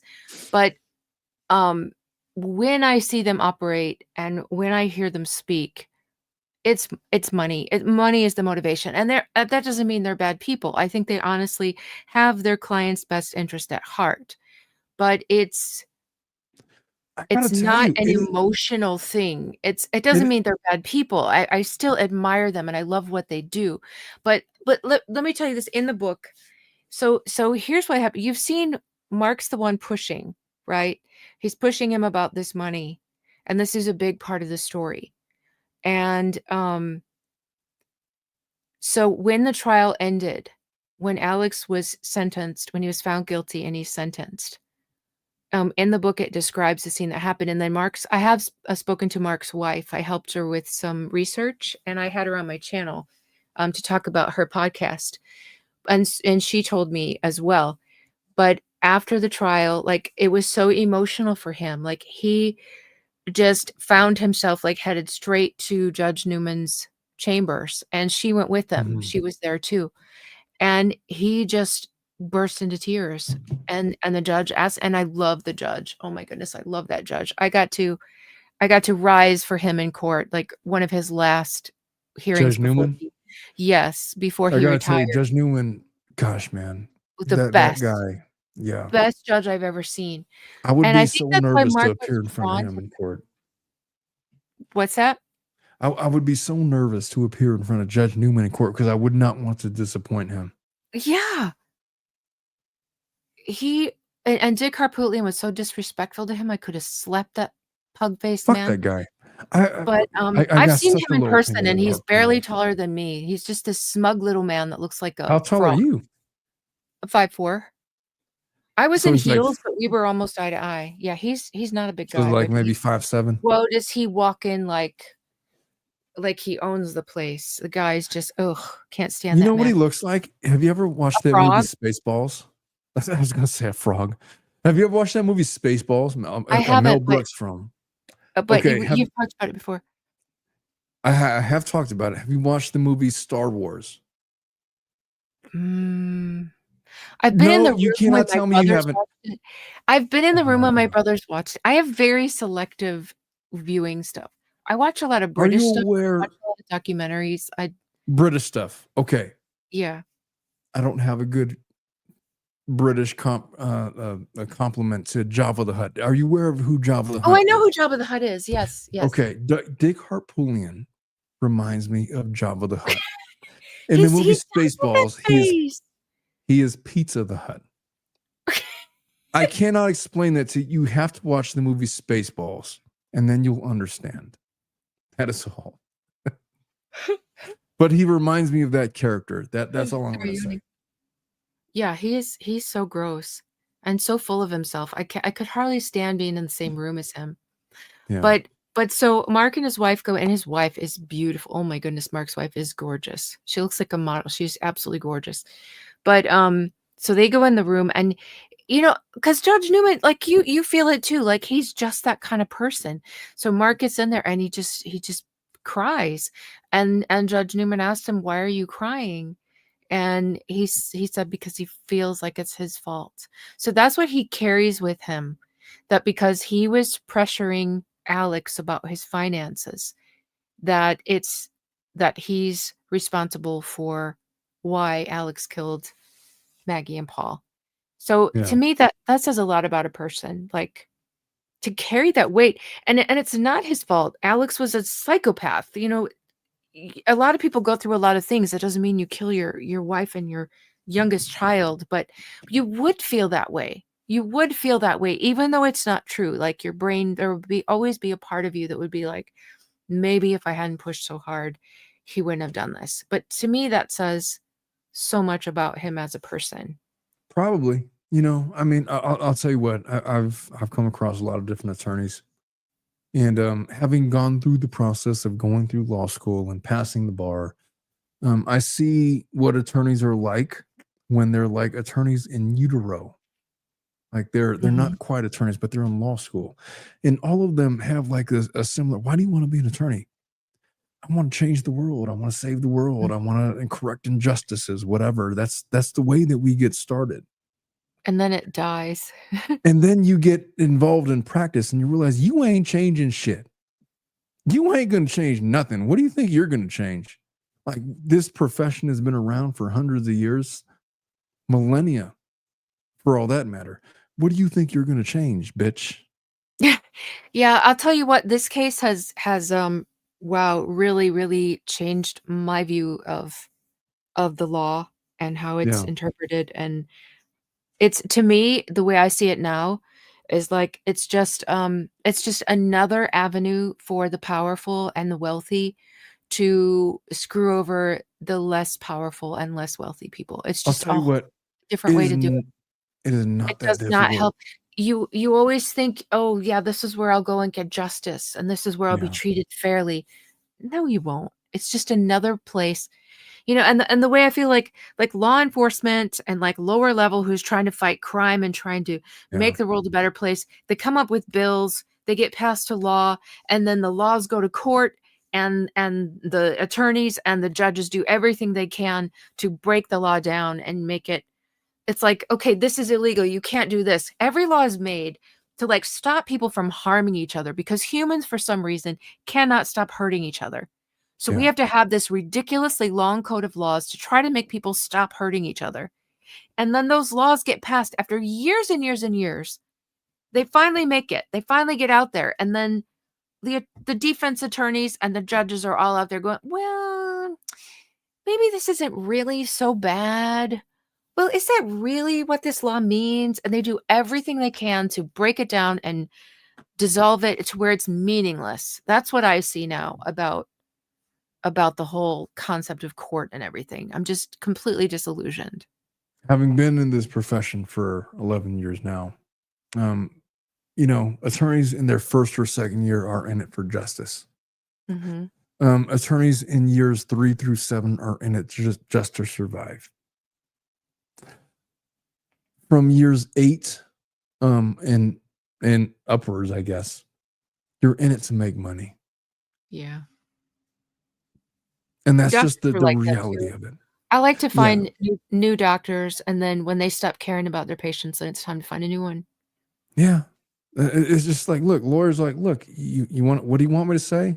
I'll say it, but you're gonna lose, but whatever, or maybe you'll win, or whatever. It's just like they get so disenchanted with the whole process. Like, every attorney that's like probably 8 years and up, like, knows the outcome of whatever the case is going to be, and they'll take your money, Yeah, that's and what they'll Blake like, are doing. yeah, exactly. They'll fight the good fight. They'll do with it. 100%. Blake has a team of associates that are like in their 5th to 8 years that are like, hey, their task is find an angle for this argument that is kind of bullshit, but at least is going to make sense to this judge. That's all they're doing. That's all they're Mhm. spending their time on, and it's relevant enough or academic enough where it's going to work. But is it going to really change anything? No. But that's the resource. That's the level of energy that so much of this work as attorneys it gets poured into, like just this meaningless Mhm. legal conversation that has nothing to do with the resolution of the case, but has everything to do with like the presentation of evidence and the Mhm. admissibility of evidence going into trial. And you're never going to hear about that. People No. don't hear, they don't become lawyers because of some technical argument on discovery. They become lawyers because they watch Matthew McConaughey make the big argument in closing arguments in his big case in Lincoln Lawyer or whatever the movie was. Yeah, or A He's like, Time to Kill. or a Okay, time to kill. now you're Exactly. speaking my language about what I Now want. imagine that lady. Now imagine that girl was white. And Yep. now all of a sudden they're inspired. They want to become Yeah. lawyers. They want to do the whole thing. That is not what being a lawyer is like. In Mm-mm. practice, it is so much not about that. It is so much more about money and logistics and bullshit and Mhm. politics, to the point Mhm. where if you're a guy like me, 11 years in, you know, you become disenchanted with the whole process. I bet. You I recognize bet. it for what it is. It's academic in the points where it needs to be academic, where it's academic enough to make money. And if it ain't making money, then it ain't getting much leeway. There certainly is no consideration for justice. That's what I know about the legal system. That's what's happening with Blake Lively's case. And Mhm. that coincidentally is why this Alex Murdaugh case is being taken to the level that it is currently on appeal. And we'll talk Mhm. about that Yeah, on his another appeal's day. coming up in February. Yes. By the way, do Um, you watch Philomena Kunk? I don't even know what that is. I don't know Philomena Kunk. What is that? I have Is no that a idea, but series? it was a funny. I don't know. I saw a movie Uh, called Philomena with Judi Dench that I just absolutely loved. It was a true story. yes, 1944 is asking you about it. Yeah, I haven't heard of Philomena Kunk. Well, then we should move on. How about Okay. that? Okay, so this is where he tells them that he wants 10 million because of the mock jury. This is the scene you were Yeah. talking about earlier. And he's This is like, my well, you favorite scene of the whole series, by the way. It's even better than the like when he's like telling his wife, "Hey, I'm gonna give you a good one for. You want the best 15 seconds of your life?" Is it better than the dance? Is it better than the dance scene? Because that No, it's way better than the dance. It's like, "Hey, brace yourself. I'm coming in, Betty." we still got it. Wait till you get a load of this.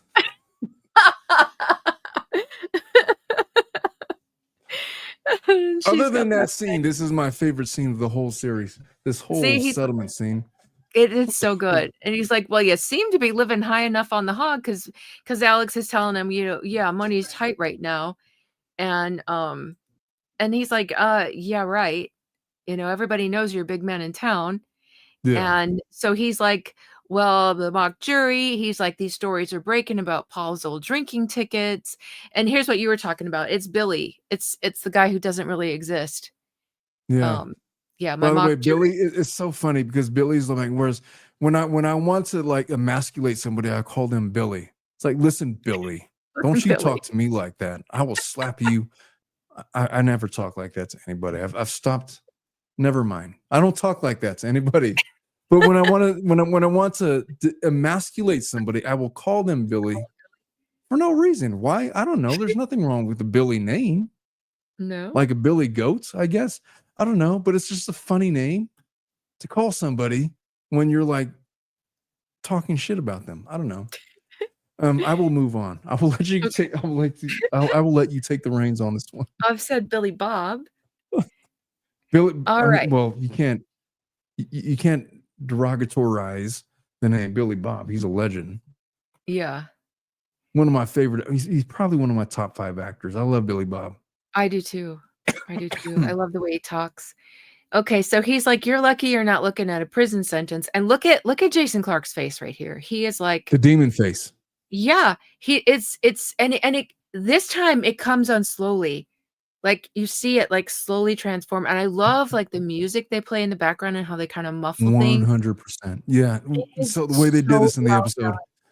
is it's like a 60-second progression Look where at it's like that. they're talking about friendly, and then you can feel like the lava Yeah. flowing beneath this guy's guts, and it's manifesting itself inside of his face. And he's looking at this guy, and they think that they're having a friendly discussion, but Alex Murdaugh has other ideas, and it's Mm. tipped off by this demonic face that he Yeah, I manifests. was just gonna say the demon has entered his body at this point. Yeah. Look at Yeah. that. So we I had mean, this in episode 1, and now we've got another I'm not one sure if I can make, could you make that face? Could you make a face that spells that evil spells this out. I don't think I the could. way that Jason Clark did? You'd have to I'm gonna get have I'm yourself gonna in a have to state of practice mind, it. you know? I'm gonna have to practice it now. No, do it to your husband. Say, hey, look at me, bitch. Don't say bitch. Look at me. And then make that face. I'm gonna do that. I'm gonna scare him to death. He's gonna be like, Just "What see did what I he do?" does. And then when they ask you, what are you doing? I'm showing you my demon face. All right, when I get a divorce notice, I'm gonna let's see. Okay, she says it's Oh, a show on the BBC. She talks about politics, history, ancient civilizations. She does not take anything seriously. I will love it. That is my kind of show. I don't know that I'll ever watch Spaceballs, but I will totally watch Philomena. What is it? Kunk? Philomena Kunk? if you don't watch Spaceballs, I will be offended. Okay. We're going to have done like 8 streams on this, Murdaugh. You have to watch Spaceballs at least once. It's like an Okay. hour and a half. Make your husband watch it with you. I promise. Okay. I promise you will not be disappointed. Yeah, It's a there's Mel a lot. Brooks film. It's Okay, I'll funny. try. Okay. All right, I will I've made try. I've made my wife watch it at least 3 times. She Yeah? hates it every time. But you have to I mean, it was made in 1987. You gotta just appreciate the context of the time frame. But please watch. Okay. You will understand everything so much better if you just watch that movie. Just Okay, watch I it. will try. So I have to warn you, like if something does not completely engage me, I I'm like the worst person to watch a movie with because like 15 minutes in, I've been sitting there too long, and so I pull up my phone or I start reading or I start Yeah. doing yeah, I have to be like super engaged to Could like I just start let to me just finish sell it for you? It has John Candy in it. It has Daphne Zuniga from Melrose Place on it, who was like a crush of mine in my formative years. It has the guy from who gave the speech in Independence Day. What's his name? He played Murdaugh in that one Lifetime Bill series that Pullman? I told. Bill Pullman. Yeah, he's in it. He's in it as the main character. Oh, There's wow. It's directed by Mel Brooks. You know what? I like him in the Sandra Bullock movie, While You Were Sleeping. Oh my! I've never watched that movie. I will never watch that movie. Okay, But if I have to watch Spaceballs, you have to watch While You Were Sleeping. okay, I'll watch. I will watch While You Were Sleeping if you watch Spaceballs. I'll watch it with my Okay. wife. Okay. Okay, that's a deal. I'll make her watch it. I'll make her watch it tonight. Okay. She'll I guess probably I'll like make myself watch it. She probably would like it. I don't know. She probably, for all I know, she's already seen it. She says, I've definitely watched that movie. Oh, great. So I know what I'm in for. I love Sandra Bullock. She's one of my favorites. So, Oh, I remember her from Speed in 1994. I remember her from so many different things. okay, okay, I think I've talked to you enough that there is a character in there that you will like. He is the landlord's son. And Okay. this line goes through my mind from the first time I saw the movie. All right, so this one highlight you might like. He goes, "Are you wearing a black bra? I love black underwears." She's got a great ass. It's my Al Pacino. So that's probably the one line of the whole movie you'll like, and the rest of it probably not. I think you're starting to figure me out. You might then. I'm gonna be looking for that line. Are you wearing a black bra? I love black underwears. It's not Like, underwear, it's underwears. oh, Are I gotta you move. wearing You a know black what? I wish I could pull off a New York accent. That would be so much fun. Yeah. Oh, I my wish wife would hate it, but I would have a lot of fun. I did that once being stupid. I went into a Speedway. I don't know if you have those in California, but they're Yeah. gas stations. Yeah, so I go and I just like being stupid, I'm just like, "Oh, I need a coffee." And the lady kind of laughed and the cashier, and then all of a sudden I felt really stupid, so I had to keep talking like that. 'Cause, and then So where are she you looked like from? Then she I'm looked like from really nervous, like, "Oh no, I laughed at you, and that's like how you really talk." It's so I'm from funny. Germany. Don't be And I was don't be racist. I was like, I could never go back in there again. Hold on, I gotta yell at my dogs.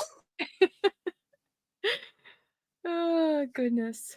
My All dog right, just so yeah, started then barking, and my daughter coming home. You could probably I don't oh, know if you okay. can still hear them in the background, but they're Yeah, barking at I my can daughter hear it. walking in the house. Aw, what kind do you have? I got 3 well, I have 2 dogs, and I'm watching one for my brother, and I'm about to buy my daughter a puppy for Christmas, so we're gonna have 4 dogs. Oh, wow. I love dogs. We're not a I don't cat house, we're a dog house. yeah, I don't like cats, but I love dogs. And, Marissa Tomei, but exactly. Marissa Tomei, circa that movie that she did with I like her. what's that guy's name from Home Alone? Macaulay Culkin? Not Macaulay Culkin. What was that movie? Yeah, My Cousin Vinny. Who's the guy? Who's the guy? Oh, I know. He was in Home Alone, My Cousin Vinny, all the movies with De Niro. Oh, why can't I think of Twin. it?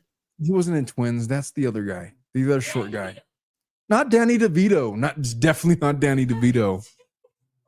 He was in all the Scorsese movies. What the hell what is his name? I can't even think of it. I can't think either. Pesci. Joe Pesci. There you go, Joe That's who it Pesci. is. Yes. That's the guy. Anyway, let us continue with these things. Okay. I feel like we're so behind. Okay. We're like an hour 15 minutes in. We haven't I gotten know. anywhere. I feel like Look at Jesus. this. We're gonna have to divide this one. Look how many I went crazy with this with the screenshots this time. Okay, so this is them April after Love is here. the What's up, April? Sorry, I haven't seen her in a while in the streams. so this Yeah, is Joe them Pesci was a guy. I'm sorry. Go yeah. ahead. No, it's all right. So this is after he met and it's like, oh no, 10 million. And so this is them at the law firm. Yeah. And so they're saying, yeah, he wants to mount our heads on the wall. And this is a good line too. He's like, that old boy sat right there, daddy. Took his sock out of his jock and said 10 million. Took his sock out of a jock. Oh man, that's hilarious. And Listen, then Randy, guy. who seems to be like kind of a decent guy. Yeah. I can't believe he's a murderer. He must have taken after the mom. But he says, well, it's exactly what any one of us would do if we were him. And then they find out that this is another really smart thing he did. He subpoenaed all of the DNR case files from the crash because they had friends in the DNR. They had friends in all of law enforcement. They had friends in the courthouse. So he knew he had to get the evidence, and some of it disappeared. And there were some things they never collected and some things they did collect, but they disappeared. It was really like obviously some tampering going on there. Well, and so the dad's like, well, he came to play. And then here's how it goes, like straight to the privilege. Do we know anybody at the packet, daddy? So they're like, we're going to shut this girl up. We're going to go above her head. And he's like, oh, not in 20 years. And he's like, but it's too late. The fire's lit. If we push back now, we'll be like putting it out with kerosene.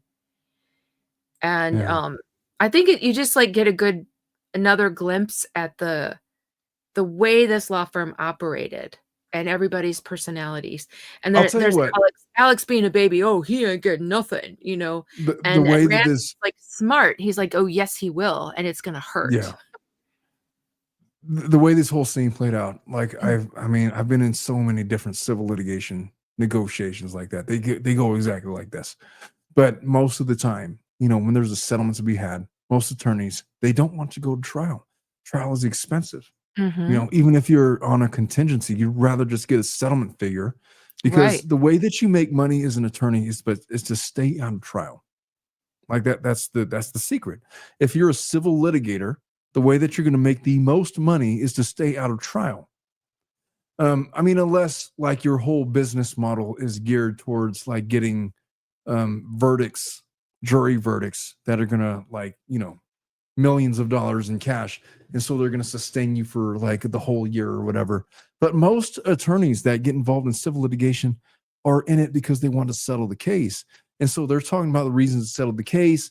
And Alex Murdaugh trying to keep this thing alive is just so. I've just been I've been involved in so many civil litigation negotiations where there's always like, look, it makes all the sense in the world.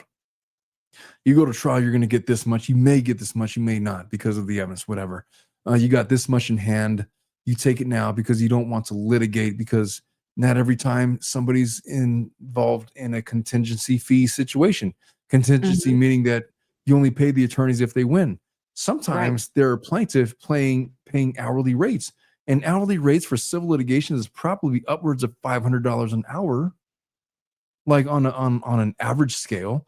$350 an hour if you're on the cheap scale, but more realistically, like between $500 and $1,000 an hour. And how much does it cost to, or how many hours does it take to prepare for a trial? Probably somewhere between 45 to 70. Multiply 45 to 70 by $500, and you'll start to get an idea of what it costs to prepare for the trial. And then getting into trial, let's assume that if you're preparing that much for the trial, it's going to be a 2 to 3 week trial. And you're talking about $500 to $1,000 an hour for 6 to 7 to 8 hours a day, plus preparations. It's really freaking expensive. And so when they come up with these settlement figures, 90% of the time, the attorneys are on board. But it was so telling that Alex was the one who's like, nah, fuck that. I'm going in. And you made an interesting point earlier on. It was because of ego. Or was it because, there was something else going on with respect to the settlements? I wonder. I really wonder, because Alex wasn't stupid. Like these issues with his finances were coming out one way or the other. Did he think that he was going to be better insulated going through a trial as opposed to a settlement? I don't understand his thinking. I really don't either. For the life of me, I don't understand. Yeah. And so and this is one of my favorite scenes in the movie. Point. Oh, go ahead. No, you continue. Dick and Jim, they did all this. There was no money. Alex had no money left, and they did that 6-week trial. All the prep for it. They've done all of this appeal work. They've gone to the South Carolina Supreme Court. He has no money. Why are they doing all of this at that cost? The place they stayed, they rented this huge place, had their whole staff there, because they're not from Hampton. They're from Columbia. Yeah. So they stayed at this like resort type place for all of this time, doing all this trial prep and not getting paid anything. How does that make sense? I wouldn't do that for somebody that I wasn't on a contingency agreement with, or somebody that I was personally invested in, like a family member or something like that. Like I've definitely done pro bono work, but the pro bono work that I've done, like I've done it for my brother, like I've done it for family members. I've done it for like people that I was emotionally invested in the cases. There's very few cases like that, because if you're running a business, if you own a law firm and you're running a business, like your whole objective is to make money, because you got to keep the lights on and you got to sustain your family or whatever it is, right? And so the fact that he did that, it was either because he owed favors to this guy, or it's because, there was some kind of payout that he thought was coming on the back end, or something that was going to be on the surface that everybody's going to be able to pick at and dissect. And so it was one of those two scenarios. Yeah. I also wondered, does he have something on them? He has something on everybody. What kinds of things were these guys all involved in together that they know about each other? You ever watched that movie Eyes Wide Shut? With Nicole Kidman and Tom Cruise? And Tom Hanks. Or not Hanks. Tom Cruise. Tom Hanks would not have been the same. Yes. It's just it would have been a weird casting decision. It would have been so weird.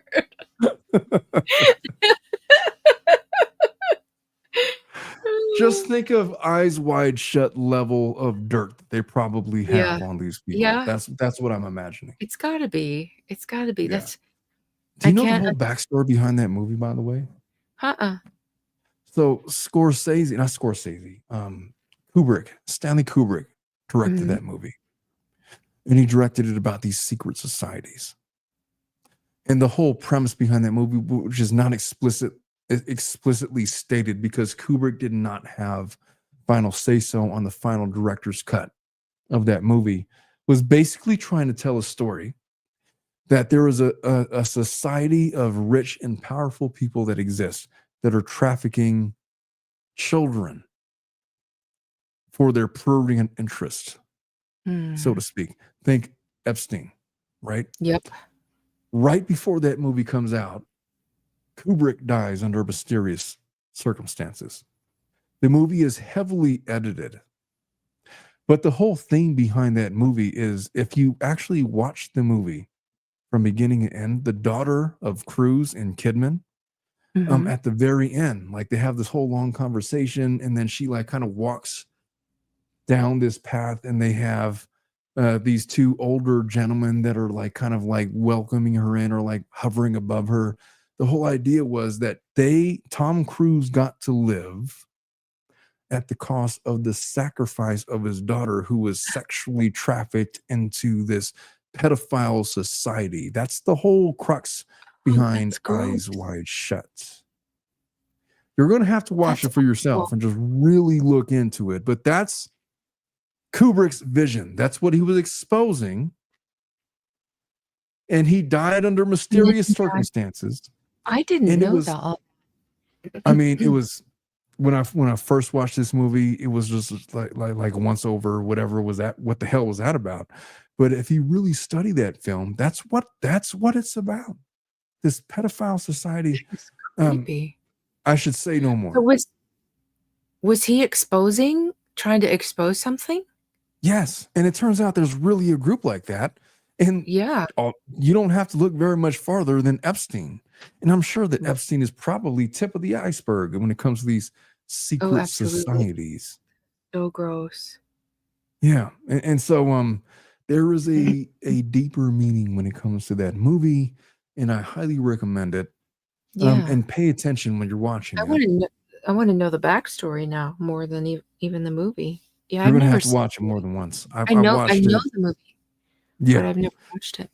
you've heard of it, and Yeah, yeah, yeah. you might have watched it. You may have, but if you really watch from start to finish, like the overall message of that movie is really really dark, really They dark. need to do a movie about the movie.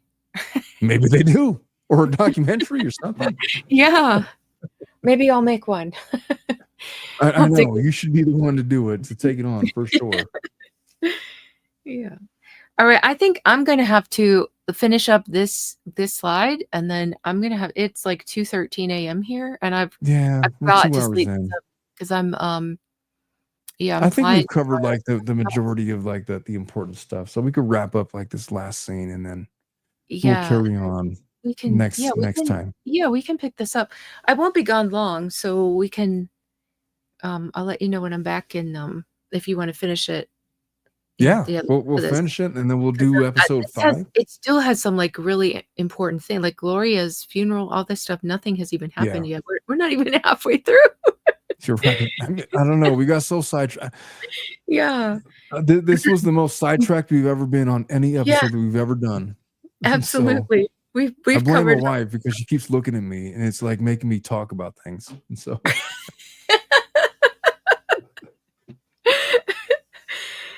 Okay, so yeah, let me finish just these slides here real quick that we got up. So this is Randy saying this it's gonna hurt and it's gonna hurt you, Paul, Maggie, and this firm if you drag your butt on this.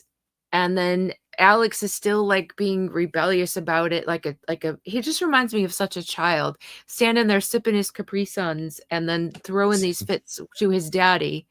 is He's you like, "But who? they haven't even proven that Papa's the one driving." You know, he still thinks that he can get on that stand and change everything, that he's such a Yeah. magical attorney that That's everyone was lawyer ego speaking. I've yeah, been there. Like, oh, it doesn't matter what they have because they'll never be able to prove this. And then it turns out that that didn't really matter that much because, yeah, yeah, and the whole thing just fell apart, and everybody was, you weren't as convincing as you thought you were once your daddy was gone. Um, he says their case is thinner than toilet tissue, and Randy's like, but we don't know what's in the statements because they just found out that Tinsley's getting all the statements and all the evidence and stuff, and but he's like, oh, I'm the one that's got to pay. And then this is where we see the dad is getting really sick because he was yeah. yeah, he was sick for a long time. The He had introduction to cancer. his this is it's the first time that it's acknowledged in this in this series where well, he's got lung cancer, and so Yeah, we see him cough up blood, and it's going to be bad. right. So, um, Which, gosh, I then mean, just in retrospect, man, I mean, like you're living life, and you're going by, and you're going through like the normal things that you normally do, and then your body just fails you, and you start coughing up blood, and everyone's like, "Oh, you're okay." It just must be so shitty to yeah, like be in his position, like this stalwarts of the community, like this pillar of legal, whatever you want to call it, and then and then ultimately death comes for us all, and for it's coming yep, for him. yep, There's conspiracy theories about, hey, did Alex murder his dad? And we'll get to that later. yep, There's theories out there that he suffocated him because it was going to make it, overshadow the things that he did to his wife in Nepal or whatever. I don't know. I don't know what to think about that. who knows with But this family. One of the books I listened to or bought, I can't remember which. Somebody thinks the dad came and helped Alex murder his family. I'm like, this guy was in the it hospital dying. doesn't Like, make. I it know that doesn't make doesn't make any sense. The sense. conspiracy things they don't always make sense. A lot of times they're just absolutely insane. Yeah, And so like he's got the most sense of anyone. He's like, you can put 12 of the friendliest jurors that you can find in that box, but with that little girl's picture. And then I missed the last thing, but basically he's like, all they got to do is show this beautiful young girl this life lost, and there's nothing you can do to overcome this. Like, you're gonna yeah, lose. yeah. That is a tearjerker for jurors. If you're in civil litigation, that is a dream case, and Hmm. good for Tinsley that he took it on. But yeah, that's the kind of case that's going to get you multi-million dollars judgments Yep. at And it trial. did, like It's hard 15 to. million. Yeah, that sounds about right. It sounds Yep. about right. Yep. And so, look, with that, we've been going for over 2 hours. It's 2 hours 7 minutes now. Cassidy, Yeah. you've been on with me for like 2.5 hours now. I feel like because we Yeah. did the other thing about the lively stream. Yeah. Well, we'll consider it a makeup because we didn't do anything last week because of, Yeah. I mean, you were in New York or you were Yeah. busy, you were doing things, and Yeah. I was in New I York was all doing week. things. So, Yeah. but this time I'm only going to be gone for a few days, and so Yeah. I So we'll want to figure up a follow-up episode. yeah, and I've got the slides already, and I've got the update about Becky Hill's probation. I've got pictures of Russell Lafitte's home, The and I've Mealy got slides. The Mealy slides, I've gotten to the point where I'm just used to them, so they're not mealy anymore. They're just like ripe. they're so mealy though, aren't they? I was looking at them this time, and they're like worse than usual. They're so wonky, and my Yeah. husband was helping me like crop them and stuff because I was just like, I've been like sitting there for hours doing it, and something went wrong. And you know how I told you last time when things go wrong with computers or my printer or something, it just like it always makes me cry. I get so upset. Yeah. And so he's You like, did say that last time. I was like, hey, you yeah, don't have to take it as serious, it'll be okay, you I know what? promise. It's just something ridiculous in me that I always want things to be perfect, and then like something goes wrong, and it just the stupidest little thing, and it makes me upset. And then I got to get myself together. So he's like, he was helping crop my mealy slides because there were just so many. Look at it, got 9 scenes. I took so many. It's Yeah. ridiculous. But yeah, but I think he went to bed. Like, it sounds really quiet out there. You know who should go to bed? I think we should go to bed. It's like Yeah, 11. yeah. Like I It's like said, 2:30 for you. It's like yeah, 11:30 for me. and I've got to get up and get to the airport and Eee. Well, Yeah. I got to go to work. I don't get to go to the airport, but I'm going to Yeah. go to work. Yeah. And my wife is sitting here falling asleep, and so it's Aw. time for bed. So Yeah. We just carry her to bed then. Through the yeah. Well, forest. no, I'm not going to carry her to bed. She's going to walk up the stairs. No, well, I don't know. Maybe we'll see. I'll like do it caveman style. All She's giving me a right. dirty look. All right, never Well, mind. thank you guys for staying with us all this time. You guys are really Yeah, amazing. Thank you, yeah, Andrea. Oh, troopers. Christina's still here. Christina's so good. I wanted She was to on the I want to say she was on the lively stream too. She's committed, a trooper. yeah, I appreciate her. I want to find out if do you have like Amazon wish list or something? I wanted to do I do some not kind of have. no, I mean for her, for Christina, I'm talking. Oh, well, if she does, do you want to give out your email address or no? Me? Yeah. I'll tell you what, send it Yeah, to I can. tiltedlawyer Oh, at you have her wish gmail.com. list? Well, if you have a wish list, send it Oh, to my email, and then I'll send it to Kassidy. yeah, or she can message me on X. Or message Kassidy on X. Yeah.